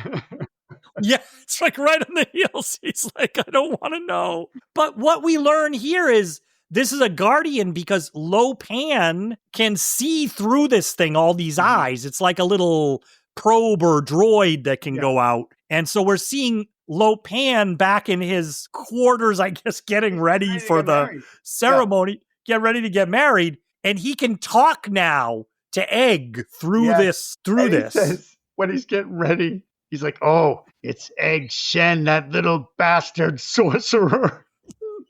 Yes. So we learn sorcerer. Like we learn, he says sorcerer. So he knows him, and then he starts taunting him. It's like he's holding his hand up like this to his head. He's like, Egg Shen, Egg Shen. Yeah. And he kind of does the Bond villain thing, Eric. He tells us the whole plan. He tells us what's going on. He's going to marry them both. And then he's going to sacrifice Gracie Law to appease my emperor. Yes. And then marry. Then live out my earthly pleasures. Mao Yin. And he's just like, doink. Live out my earthly pleasures. It's so. And then what I love is Jack, it's just like, he's just like, shut up. And he takes that gun. He's like, blam, blam, blam, blam. Yeah, and the Guardian takes off down the hallway. On the Guardian's face, did you notice that? Our Guardian goes like this, like it's so shocked. It goes, like it's so shocked that it was. But then it zips off. It flies. Slimer style. Oh my God, Slimer style. Yeah, and he takes off. So, but there's another great now. Line. Okay, what is it? He looks at everybody else. Jack looks at everybody else and he goes, hey, you never know till you try. Yeah, and so we cut back and the ceremonies get now. It's like I think Lo Pan's coming down the escalator right back in the ceremonial hall. He's coming down the escalator out of the mouth of the skull. Does he come down out of that the escalator? So Neon, the two bad guys, the mustache and long hair's there. Even the eyeball, three storms. The eyeballs there. Three storms are there. I think. Yeah, the Guardian's there. The Guardian. And he's licking his wounds as he. Plus, he has a freaking eyeball on his tongue, so he's eyeball everywhere. But he's very upset. This guy's a character. And so our crew's now close. They're right outside the doors. Well, I found out. I didn't know if you realize this, but they're in Lo Pan's office. So he's got like a bar. He's got like a bar in his office. Well, Jack keeps saying because there's nobody there. Yeah. And Jack keeps thinking it's a trap. He's like, there's nobody here. I don't like this. It's a trap. I'm telling you. That they're setting us up. This is a setup. But Egg is like, no, they're all at the wedding. They're all invited. And this is where we're about to go in. And this is where Egg's going to take out the potion. He takes it out. And And it's kind of cool because they're using the dry ice there. And he's putting them in these little drink, And I love the fact that irony art, because, this movie's so deep with irony, is that he's in Lo Pan's bar doling out what's supposed to do Lo Pan in with Lo Pan's glasses. So, but he's pouring it out. And what's that? He goes, huge buzz. Yeah. And he says, you'll see things no one else can see if you take this. He also points out, which I don't know actually amounts to anything in the movie. He also has a 6 demon bag that he points out. But I'm not sure what the 6 demon bag does. So then they're toasting sort of. And Wang says a little tribute to the Navy and the Army and good one. and the battles they've won. And Jack has a little tagline for us. Oh, yes. May the wings of liberty never lose a feather. And that's to get him basically to drink, because he wasn't going to drink that shit. But but he does it. He drinks. But I also think that this little moment here is the idea of we're getting deep in this movie into the depths of sort of Asian culture and Chinese mythology and all of this. But I think they add this here too to sort of have that sense of, or like earlier, we're just two Californians. Yeah. It's like also here we're patriots and Americans. Like we have this culture, but we're also Americans here. I think they might have added that. Wang is just like, hey, I'm with you, buddy. America, right? And he knows that Jack's gonna be like, yeah, America. That's true. That maybe, it's like Jack is like gonna go. And then so they get in an elevator to go down, and I think this is all improvised. The whole bunch of them crowd into this elevator, and they're gonna head down to the ceremonial floor through this elevator. But they get in there, and they're all kind of look like they're buzzed. They do look like they're buzzed. They're all smiling, and and now they start to do the we start to see the finger. They're sort of flashing each other the finger. They're like, hey. Thing. The two things I noticed. Well, the lines are fun because Jack's like, I feel pretty good. Kind of invincible, right? And then they're doing the this, and then the guy next to Egg Shen puts his hand on his shoulder and starts rubbing it. And Egg Shen gives him this look like, what the? Yeah. I think they all just improvised this whole thing, Erik. Because the way the lines are, like Wang is like, you know what? I feel pretty positive about the way that this is going to turn out. Like this is, and they're all smiling and giggling almost like they're high or something as they're going down. Or that was just a take. Like we joke about Stanley Kubrick making you do a bunch of takes and then taking this. I wonder if it was a take where John Carpenter said, just improvise the whole thing. And that's the one he decided to use. And Burton gets the best last line. He's like, it's getting hot in here. Is it just me? But that's what I know this one for us. We're trying to make it through the scenes because there's so many scenes. But just talking about sometimes the little bits that you notice with the rubbing of the shoulder, just some great stuff and great sets. And it's And now we're for your ceremony art, in case you thought the ceremony doesn't need anything else. So there's more. Yeah. So we had the burning blade, right, Erik? And then we had what else? The heart of fire, like the something heart. Yeah. Well, now he's up there on the stage and he's like, bring me the needle of love. Or could they have not come up with something a little more interesting than the needle of love? What? I was like, blade. The needle of love. I mean, the needle of love. So there's a whole other ritual here that has to be done in this marriage ceremony. So we have Miao Yin and Gracie are up there on stage in their wedding outfits. With all their makeup and on their eyes, I think their eyes are still white, right? As they're looking out at this point. And so he has this long needle, it's long, shiny, almost looks like something you see in a horror movie, to tell you the truth. Those knitting needles. Yeah, it's very long and sharp. And then, okay, Erik, I'm going to need your help. What is this procedure? So he jabs it into Mao Yin's, like below her wrist, sort of like below her wrist on her arm into the vein. And he jabs it in there. And what's the idea? So then here's what it's not explained, so I'm just picking this up. Okay. Just from my observation. Got it? So he doesn't have to do it to both of them because he only needs one. But he sticks the needle in the arm, and then what happens is he starts to become flesh. And when he reaches into his robe, he pulls out and he's got blood on his hands. So what's happening is he gets pierced on his wrist when he does that. So him piercing her, so complicated. This makes so much sense to me now because I on the second watch through I rewound. I was like, what is happening? I don't know why they did it like that because they could have had him holding up his other arm and you could see and also here's where I understand where you're like, hey, I'm not sure, and I'm not either. If he's still a ghost, how is he grabbing the? That's what I said earlier. Remember, I said because like, he's not quite mortal yet because they want to kill him, and Egg Shen's like, no, we have to wait till the ceremony's over, right? because if to do this, what he's doing, he should be, by the laws of the movie, be in his old man form. Should be in that old, right? You're right. That's what he should be, right? In that old man form, if he wants to actually make contact and hold on. It's cooler if he's dressed up, I guess. Plus, he's I know. clothes in the bachelor room. So, wow. Yeah. What's happening here? John Carpenter. I know.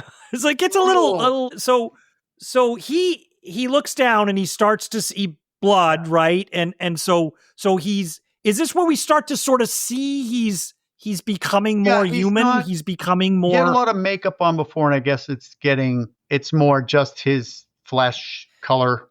Yeah. So now here's where our guys are watching, and I think Jack wants to kind of go in. Is like, go, let's get in there and do it. But Egg says to hold off. Yes. Yeah. And what's funny is they're holding off, and then Wang looks down, and there's the frickin' what do we call him? The eyeball thing? The Guardian. Yes, the Guardian. The Guardian goes like this. The Guardian looks up at them. It's on the ground. It looks up at them and goes like this. All right. Like, he makes his face. It's not the character. It just looks over like, meaning he's sending the information over to Lo Pan. Right. That they're there. And yeah. Wang, he's had enough. So he just takes his sword and he goes, yes, right into it. And another great face, though. His death face is like this. That character, I want to know more about this character. I want to see a documentary on this guy. And we should say Egg wants to hold off because he's like, we have to wait for Lo Pan to become human. But it's too late now because and then we can kill him. The Guardians now made their presence known, so they got to start. Yeah. So Jack is going to set everything off. Jack takes his gun and shoots up in the air. He's ready to go, but he hits the ceiling above them, and a piece of the ceiling falls on his head and knocks him out cold. So once again, Jack is going to miss the action at the beginning of the scene. And we see Gracie Laws come out of it, and she actually kicks a little bit of ass by the guy holding her. Yes. She's like, and kicks him off the stair. And then she's trying to stop Lo Pan from completing the thing. She's trying to help Miao Yin. She's struggling with it. And here's what I think, all right, because we want to know what's in there, is the 6 demon bag. I think this is where all this shit is, because Egg Shen, now we see that he's got some magic powers because he takes the ball, whips it at the bad guys, and whoa. Yeah, he's throwing magic around. And then also Wang is supercharged now. Wang is doing backflips and jumping, and there's like archway doors here. And yet Wang is running over and I think that's a stunt somebody actually doing that, right? Like a hamster wheel. He just ran up and over it. So he's doing that. Yeah. And Jack is out cold for a second here. So Jack's lying on the ground out cold. But we're seeing a lot of martial arts fighting, crazy stuff all over the place. And Rain comes in to the picture here. And Wang and Rain are going to fight throughout this scene in different modes. They're going to be doing wire work fighting. So they're flying next to each other, flipping over each other, going back and forth. Really good stuff, actually. Like, it's really exciting. And their weapons of choice are the 2 long swords. So they're like ting, ting, ting, ting, flying in the air and doing all this great stuff. And here's what I want to point out. All right. I don't know who does it, but Mustache Man is killed. He dies. Yeah. He gets stabbed. Yeah. He dies. So he's gone. Just so you know, he dies. Yeah, and so it is confusing. There's a lot going on. It's a great fight scene. If you want to watch the fight, we go through. Yeah, it is a lot going on. But one thing we should point out is at some point, Egg and Lo Pan face off against each other, but not physically with each other. They shoot like beams from each other's hands that project gigantic avatars of themselves Like, that are like Shogun, old school Shogun big warriors. Different colors. I think they're, let me see if I can, it's a green and purple. Egg Shen is purple and Lo Pan's green. But also I want to point out that Egg Shen must have pulled this out from the six demon bag because he's using a rock. He's got like a little thing. And he's like, oh, okay. But Lo Pan's playing a video game. He's like, it is. It's like his thumbs are going and he's moving back and forth. But it was like, and I wonder if they just said that on the day. They're like, you know what? Make it like you're doing like a video game controller or something like that. Do we go over some of the stuff that's going on, or do we? Well, I think people can watch it. It's a great fight. We know that Jack kind of finally gains his senses, but then he's fighting one of those big gold armored guys.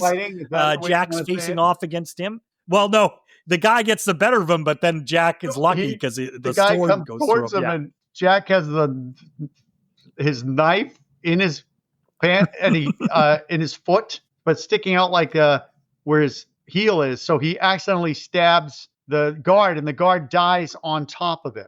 And this reminded me of Gimli in Lord of the Rings, where he's like, oh, he's being covered by a dead wolf, a warg. Oh. And Thunder comes in and is going to square off against Jack, but then Egg throws some of his magic, and Thunder goes off onto a balcony or something and is out. But and so Wang and Rain have been fighting. And now it's to the point where they're using swords. They're having like an all-out sword fight. Yeah, the ting flying through the air. It's really cool. Yeah. Flying through the air, and Rain flies up into the air, and he's charging down at Wang at a high velocity. Yeah. And Wang is turned around and backwards whips his sword in the air at Rain, and Rain just runs into the sword. And so Rain's out. I want to point out that when they're fighting, because this is a supernatural being, Wang's doing so well that Rain looks at him like, huh? And then Wang just looks at him and raises his eyebrows like doink, doink, doink, doink. So I thought that was well, because he's got the potion, right? I think the potion is helping Wang this way, right? He's badass now. In the meantime, so Pan now is just trying to escape. No, he's escaping. A vampire. He drinks. He sucks the blood. Oh yeah, he's sucking the blood in. Yeah, he's like he's acting really giddy. But Gracie has fallen off the platform, so she's kind of gotten away. And then there's so much going on. I feel like there's so much going on. But we should say Lo Pan escapes up the escalator with Thunder and Miao Yin. They go up an escalator and disappear into the mouth of the skeleton or whatever that mask is up there. And Lightning's here, our storm guy, and he seals the exit with lightning. He shoots lightning and sort of seals the exit behind them. Yeah, I guess that's what happened because it closed. Yeah. But yeah.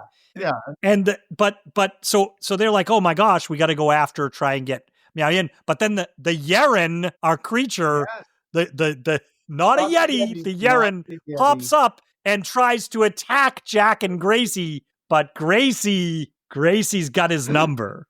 This is great because I love that all the monsters have these personalities. So she kicks him right in the balls. And he's done. He's like, oh, he's out of the picture. She just kicked him in the balls. Right. So they go. So Gracie and Jack then go out to try and find Miao Yin and Lo Pan. And they get out of the ceremony room, and this is Jack and him have a little banter here. Yeah. You know, he's like, "What? What does he say?" He's like, "Why are you dressed like that?" They get into an elevator that they found. Yeah, to get up to go up. Yeah. She goes, "Do you have a gun? I hope." And he goes, "I got a knife." A knife? This guy's 12 feet tall. And he's like, Then he's like, "Hey, I I've seen things no one else can see. Why are you dressed like that? And then there's a passionate. She goes, I was getting married. And then they kiss, big kissing moment. And they they have their big kiss here. But then they get in and they're coming into the room where we saw, it's the room with Buddhas. It's his office or his den or wherever this is for Lo Pan. And he's there with Thunder and Miao Yin. And Thunder is like, Master, you are flesh. You did it, yay! And you can hear actually Miao Yin get some dialogue, but you don't necessarily know what she's saying. She's like, you can't do this or whatever. I'm like, oh, she talks. It's amazing. So, Erik, I was going to ask you, because I was a little confused. So is Lo Pan now saying in this conversation what we're supposed to take is he's now going to kill Miao Yin? Because he doesn't have Gracie to sacrifice anymore, I think. And Thunder's very adamant about it because he's now flesh. And Thunder's like, now you have to appease the Emperor by killing. Okay, yeah. I just want to make sure I was tracking that correctly. Finally flesh. He's flesh and blood. Yes. But he still has to kill. Very important for everybody who's still with us. My God. He's got to kill her so he can become an all-powerful sorcerer. So now he's just a human. He's flesh now. So he's flesh. So he can be killed now. This is the moment Egg was telling us to wait for. There. It's just Jack. Jack shows up, and this is like a Bond villain line for me. He's like, is it too much to ask Thunder? Kill him for me. You know what I mean? Yes. Yeah. So Thunder goes at him, but Wang shows up. Wang shows up, and Wang and Thunder are going to start fighting. But Wang does a great leap into the room. And I do want to point out that poor Jack still is suffering from the I don't know what I'm doing because of his makeout scene, he's got smeared lipstick on his lips. Take him seriously. But it's I love that they kept that detail. Yes. They have that detail, Erik. It's so funny. I love it. But this is where he's confronting Lo Pan, and he's telling him, hey, this is enough. And but I think what happens here, if I'm not mistaken, is that Wang is diverting Thunder's attention. They're fighting actually in another room. They've gone into another room, and you can see through the doorway of the room them going back and forth. It's very comical because Wang runs off, Thunder chases him, and then piles of furniture come flying out. Yeah. You're just seeing one view of it through the frame of the door, right? Yeah. Funny. Yeah. And so it's basically Gracie and Jack with Lo Pan. Before that, before he chases Wang, Jack Burton says to Lo Pan, he goes, you know what old Jack Burton says at a time like this? And Thunder goes, who? And he's so pissed off. He goes, me, Jack Burton. And then what does he say? Oh, Jack always says, what the hell? I'm like, that's it? Yeah, and he doesn't have really anything great to say. Yeah. But then the fight ensues with that. But I just love that line because, there's no line and so Jack's knife that we've seen a couple of times comes into play here. Jack has his knife and he whips it, but he completely and utterly misses. He hits the gong. It hits a gong, and then Lo Pan picks it up. Jack and Gracie are they look at each other like, really? It was like, you fucked that one thing up, really? Yeah, I know. And Lo Pan picks up the knife, and and this is where, remember back so long ago at the beginning of our podcast when I said clock that Jack caught the bottle earlier, and the knife, Lo Pan throws it, and Jack, a little bit of dialogue, which I like, I'm sorry, but he looks at the knife and he goes, it's a good knife. And he goes, goodbye, Mr. And he whips the knife. Yeah.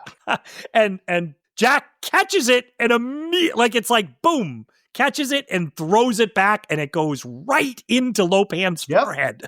And that's it. He's mortal. So, it's buried in his forehead. It is buried. Yeah, it's because he's totally flesh now. And so this is where all the Buddhas that are around them start falling around like dominoes, all those Buddhas that are up there and they're breaking. Like I said, Erik, we noticed all these things before, and you're starting to be like, oh, these things are breaking now. These things, we've seen these rooms before. But this is like you get one take on this one, I think. Right? Oh, there's got to be just one take. These are like ceramic prop Buddhas, and you can tell, you know what's happening is that just they drop the base, and they all fall in order.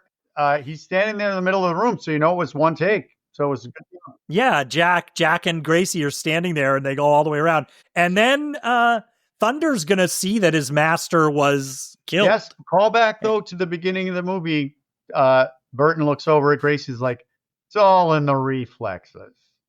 So, yep, that was the scene. Thunder's very upset. He's very upset. Upset and angry because he sees the dead body. And and he gets so upset he just sells it, man. He's like, he is look. I mean, that we've seen him do that before in the movie. He's very intense in his face and his veins in his neck, but here he starts to inflate like a balloon or something. He's blow out. And then his hands, when you blow up a latex balloon, like, that's what his hands and feet are looking like. And then he's got a knife. Yeah, his feet pop out of his shoes, like his shoes pop off, like he's like, And then it's very Roger Rabbit-y here because now he's got a huge face, tiny little eyes, smoke blowing out of his nose and ears. He's like, I think somebody says he's gonna blow or do something. So they're gonna blow. He blows up. They take off. Now they're running sort of through the tunnels. They got to get out now. And the place is coming down a little bit. It's like a little bit of that idea that things are collapsing a little bit, coming down. And they're going through tunnels, and then all of a sudden they're going to get cut off at one point. The coming up from a hole in the tunnel is lightning. Yes. So the other two are dead, but lightning milk in this entrance. Oh my gosh, Erik! It looks great. It's lit from below, and he's coming up. He's back in his outfit. He's in his hat with the whole outfit we saw at the beginning, and he comes up and wait. I mean, it is. I think he comes from around the corner, and then he starts doing all these lightning tricks. And as he walks forward, amazing visuals is he lit the ceiling with electricity.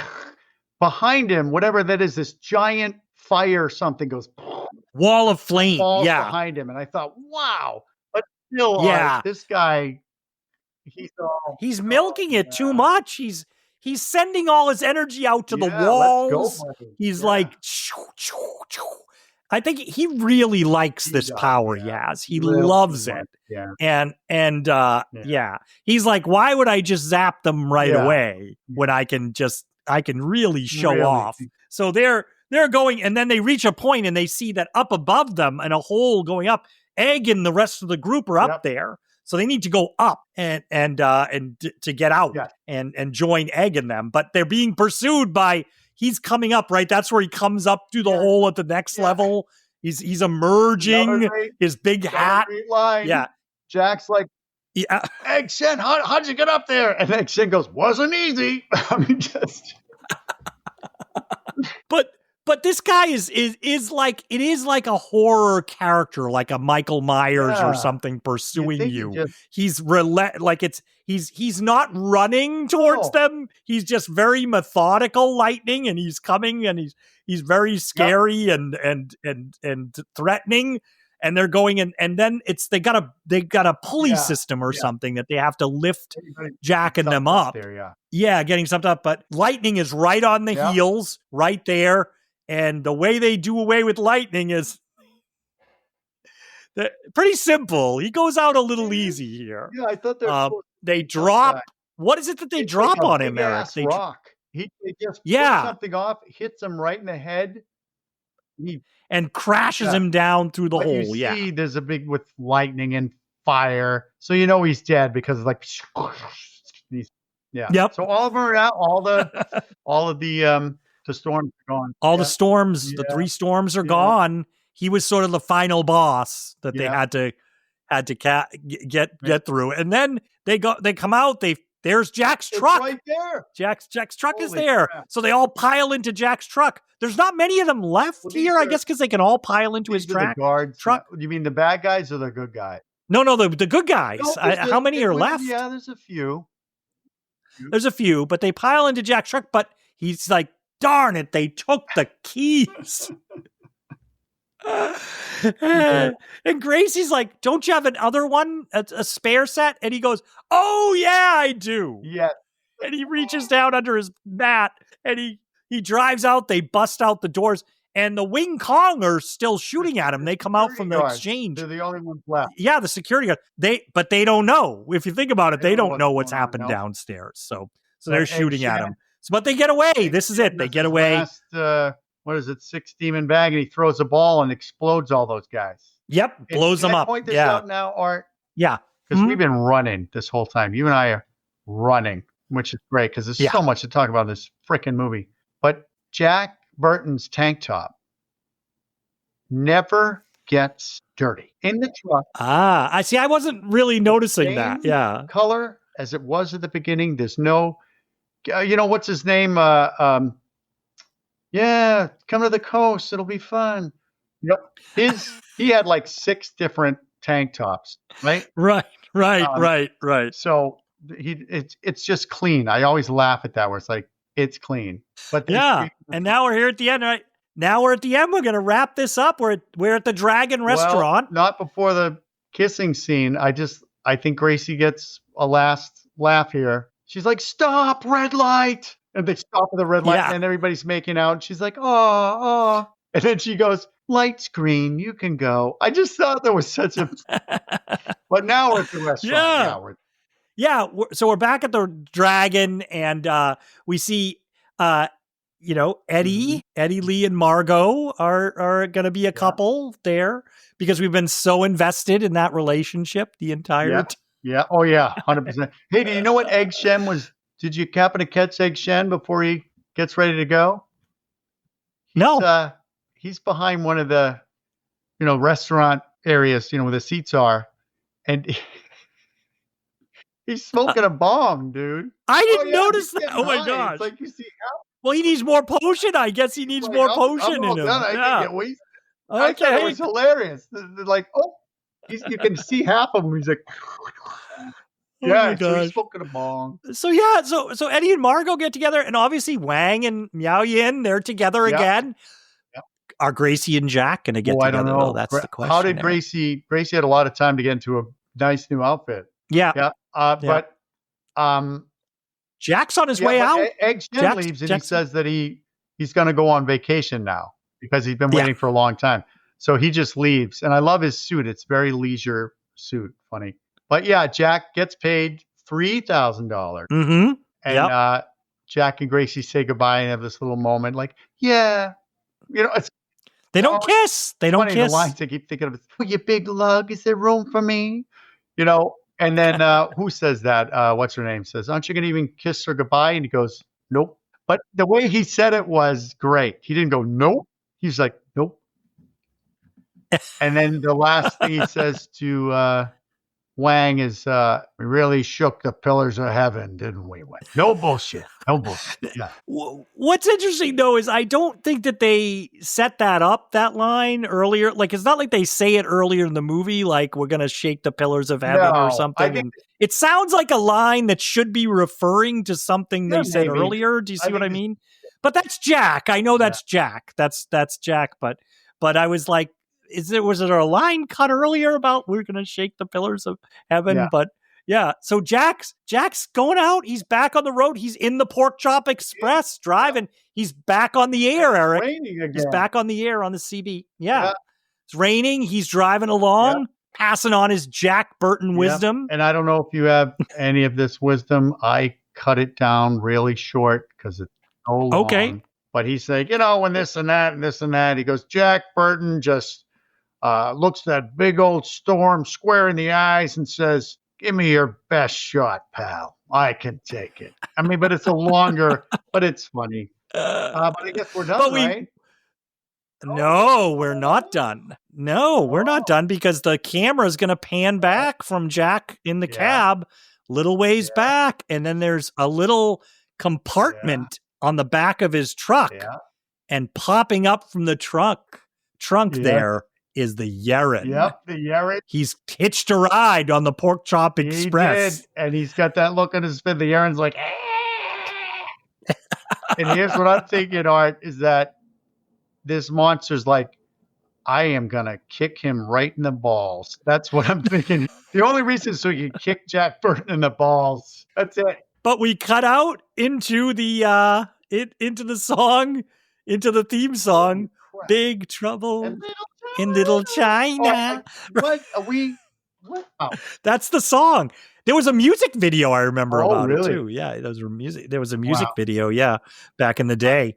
I don't know how it's the end of the movie, but this one is where I sometimes feel like I have to stop you to make my jokes because you're just like, yeah, but wait, no, wait, hold on. There's so much cutting, so many scenes in this, and so much exposition. I will say too. There's a lot of lore and complicated matrimonial ceremonies here. There's a lot of this, and but I will say this. I'm going to give you my thoughts.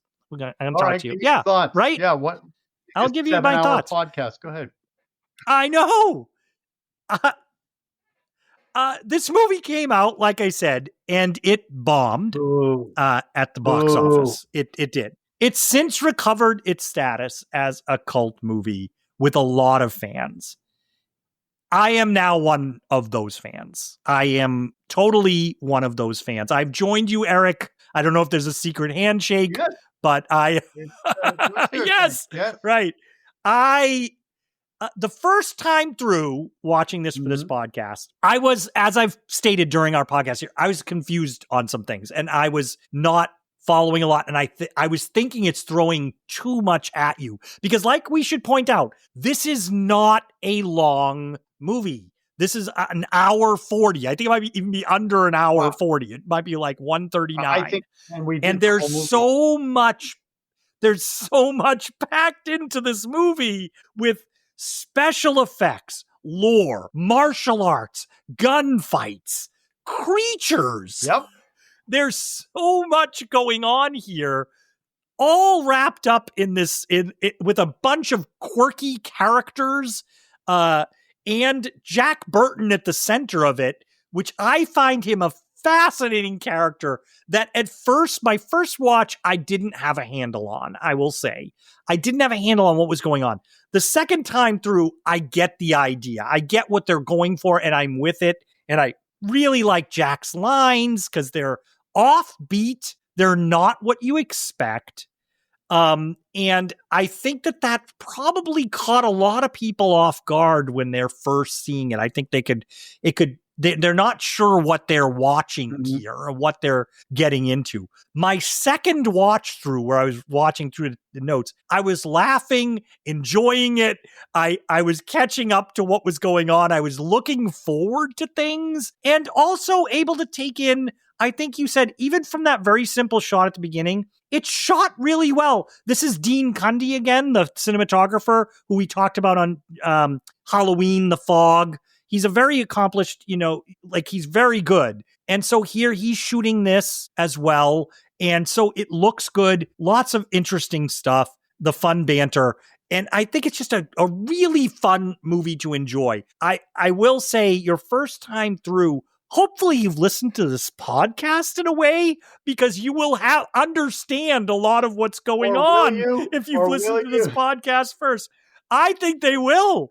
But I would say definitely I would recommend Big Trouble in Little China. Join the brigade. Join the cult of Big Trouble in Little China. Erik, if this was, say, playing at like a movie theater near me, they bring back movies at some of the rep houses. I'll try to go see it in a theater to check it out, what it's like in a theater. I loved it. I really enjoyed this movie. Yeah, that's my take on it. Well, I agree with everything you said, so I'm just going to be sort of quoting, the buzz. Is I got a buzz.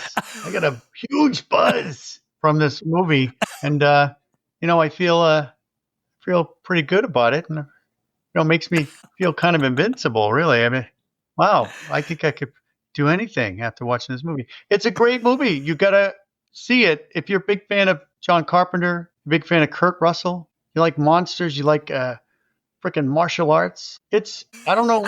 Now it's a great movie. So whatever it was before, Yeah. F off. Now it's a huge buzz. It's a 6 demon bag. It's awesome. So I love it. Yep. Yeah. I loved it, Erik. And I hope that more people discover it as time goes on and learn that it's not, its reputation has been rehabilitated, but I'm just glad. And John Carpenter getting our 2-time Popcorn Bucket Award. Congrats to John Carpenter. Second movie we've talked about involving John. Yes, second movie. Good job. Yeah. He joins the great Doug McClure in the Hall of Fame. Good job, John. You bum. Right? Wow. All right, Erik.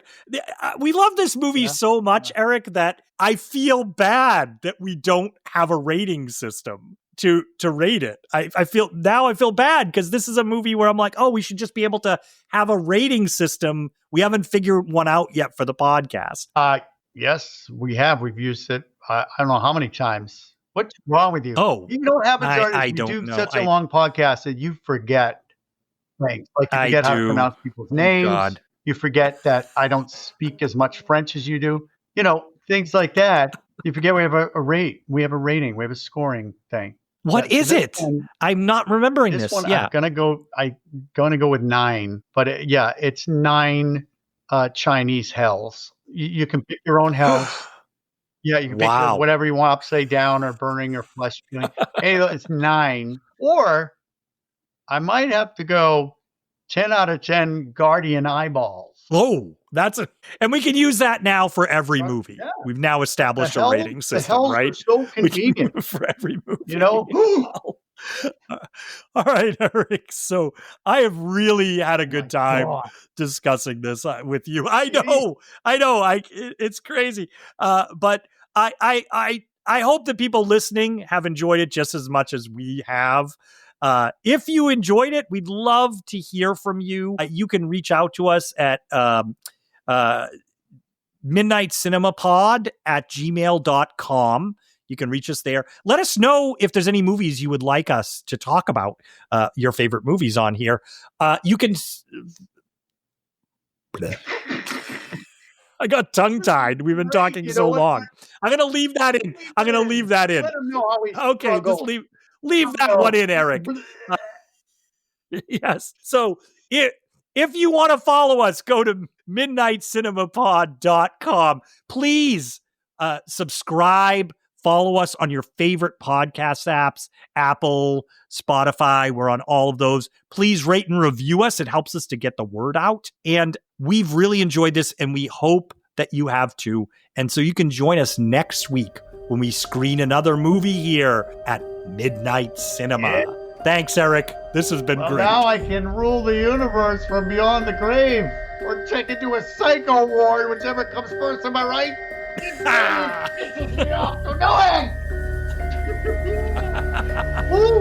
All right. Okay.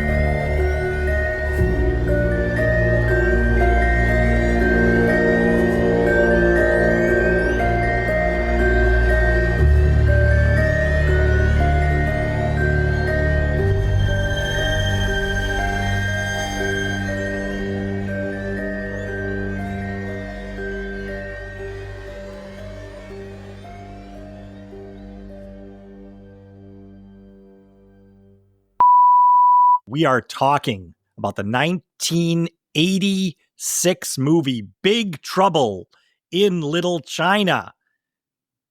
86? Oh, hold on. What? Take 2. Take 2. Oh, no, I have to make up something else now. No. Take 2. I'll just redo that. 1989. Yeah. We are talking about the 1989 movie Big Trouble in Little China. And Kurt Russell, he's one of my man crushes. Kurt Russell is one of my man crushes. Kurt Russell is having a good 80s too. And it's 89, you said? This is 89. Yeah. So I graduated high school 4 years ago then. When this movie came out 4 years later. Big Trouble in Little China. I'm sorry, Eric. We have to do this again. Why? I was right the first time. What happened? 86. It's 80. It is 86. I think you should keep it. I think you should show everybody how cool you are. No, but you made me think I was wrong. What? Is it 89 or 86? It's 86. Well, that's what I thought. So I said it right the first time. You did say it right. And now look at you. Now that makes me realize, wait, how could I have seen that after high school? Yeah, because I was like, wait a minute. I saw, because you had me insecure. I was like, wait a minute. And then for some reason, I was like, 89 popped into my head. I should have just. Okay, we're going to do this. Wait a minute. I don't think you should do it again because you just told me that I made you insecure. So I think that's a podcast keeper. right there. All right, I do want to just say it again since we're so. All right, why don't you say it again? All right, I will. Okay, but I'm gonna. You know what I'm gonna do? I'm gonna put this section at the end. So after the podcast is done, it's like a blooper reel, so if people stay and listen to the end, they will hear that whole section. This will be our first blooper. That'll be our first blooper. That we're letting people in on. Correct. Yeah. Hundreds and thousands of bloopers. All right, fine. Okay. All right. So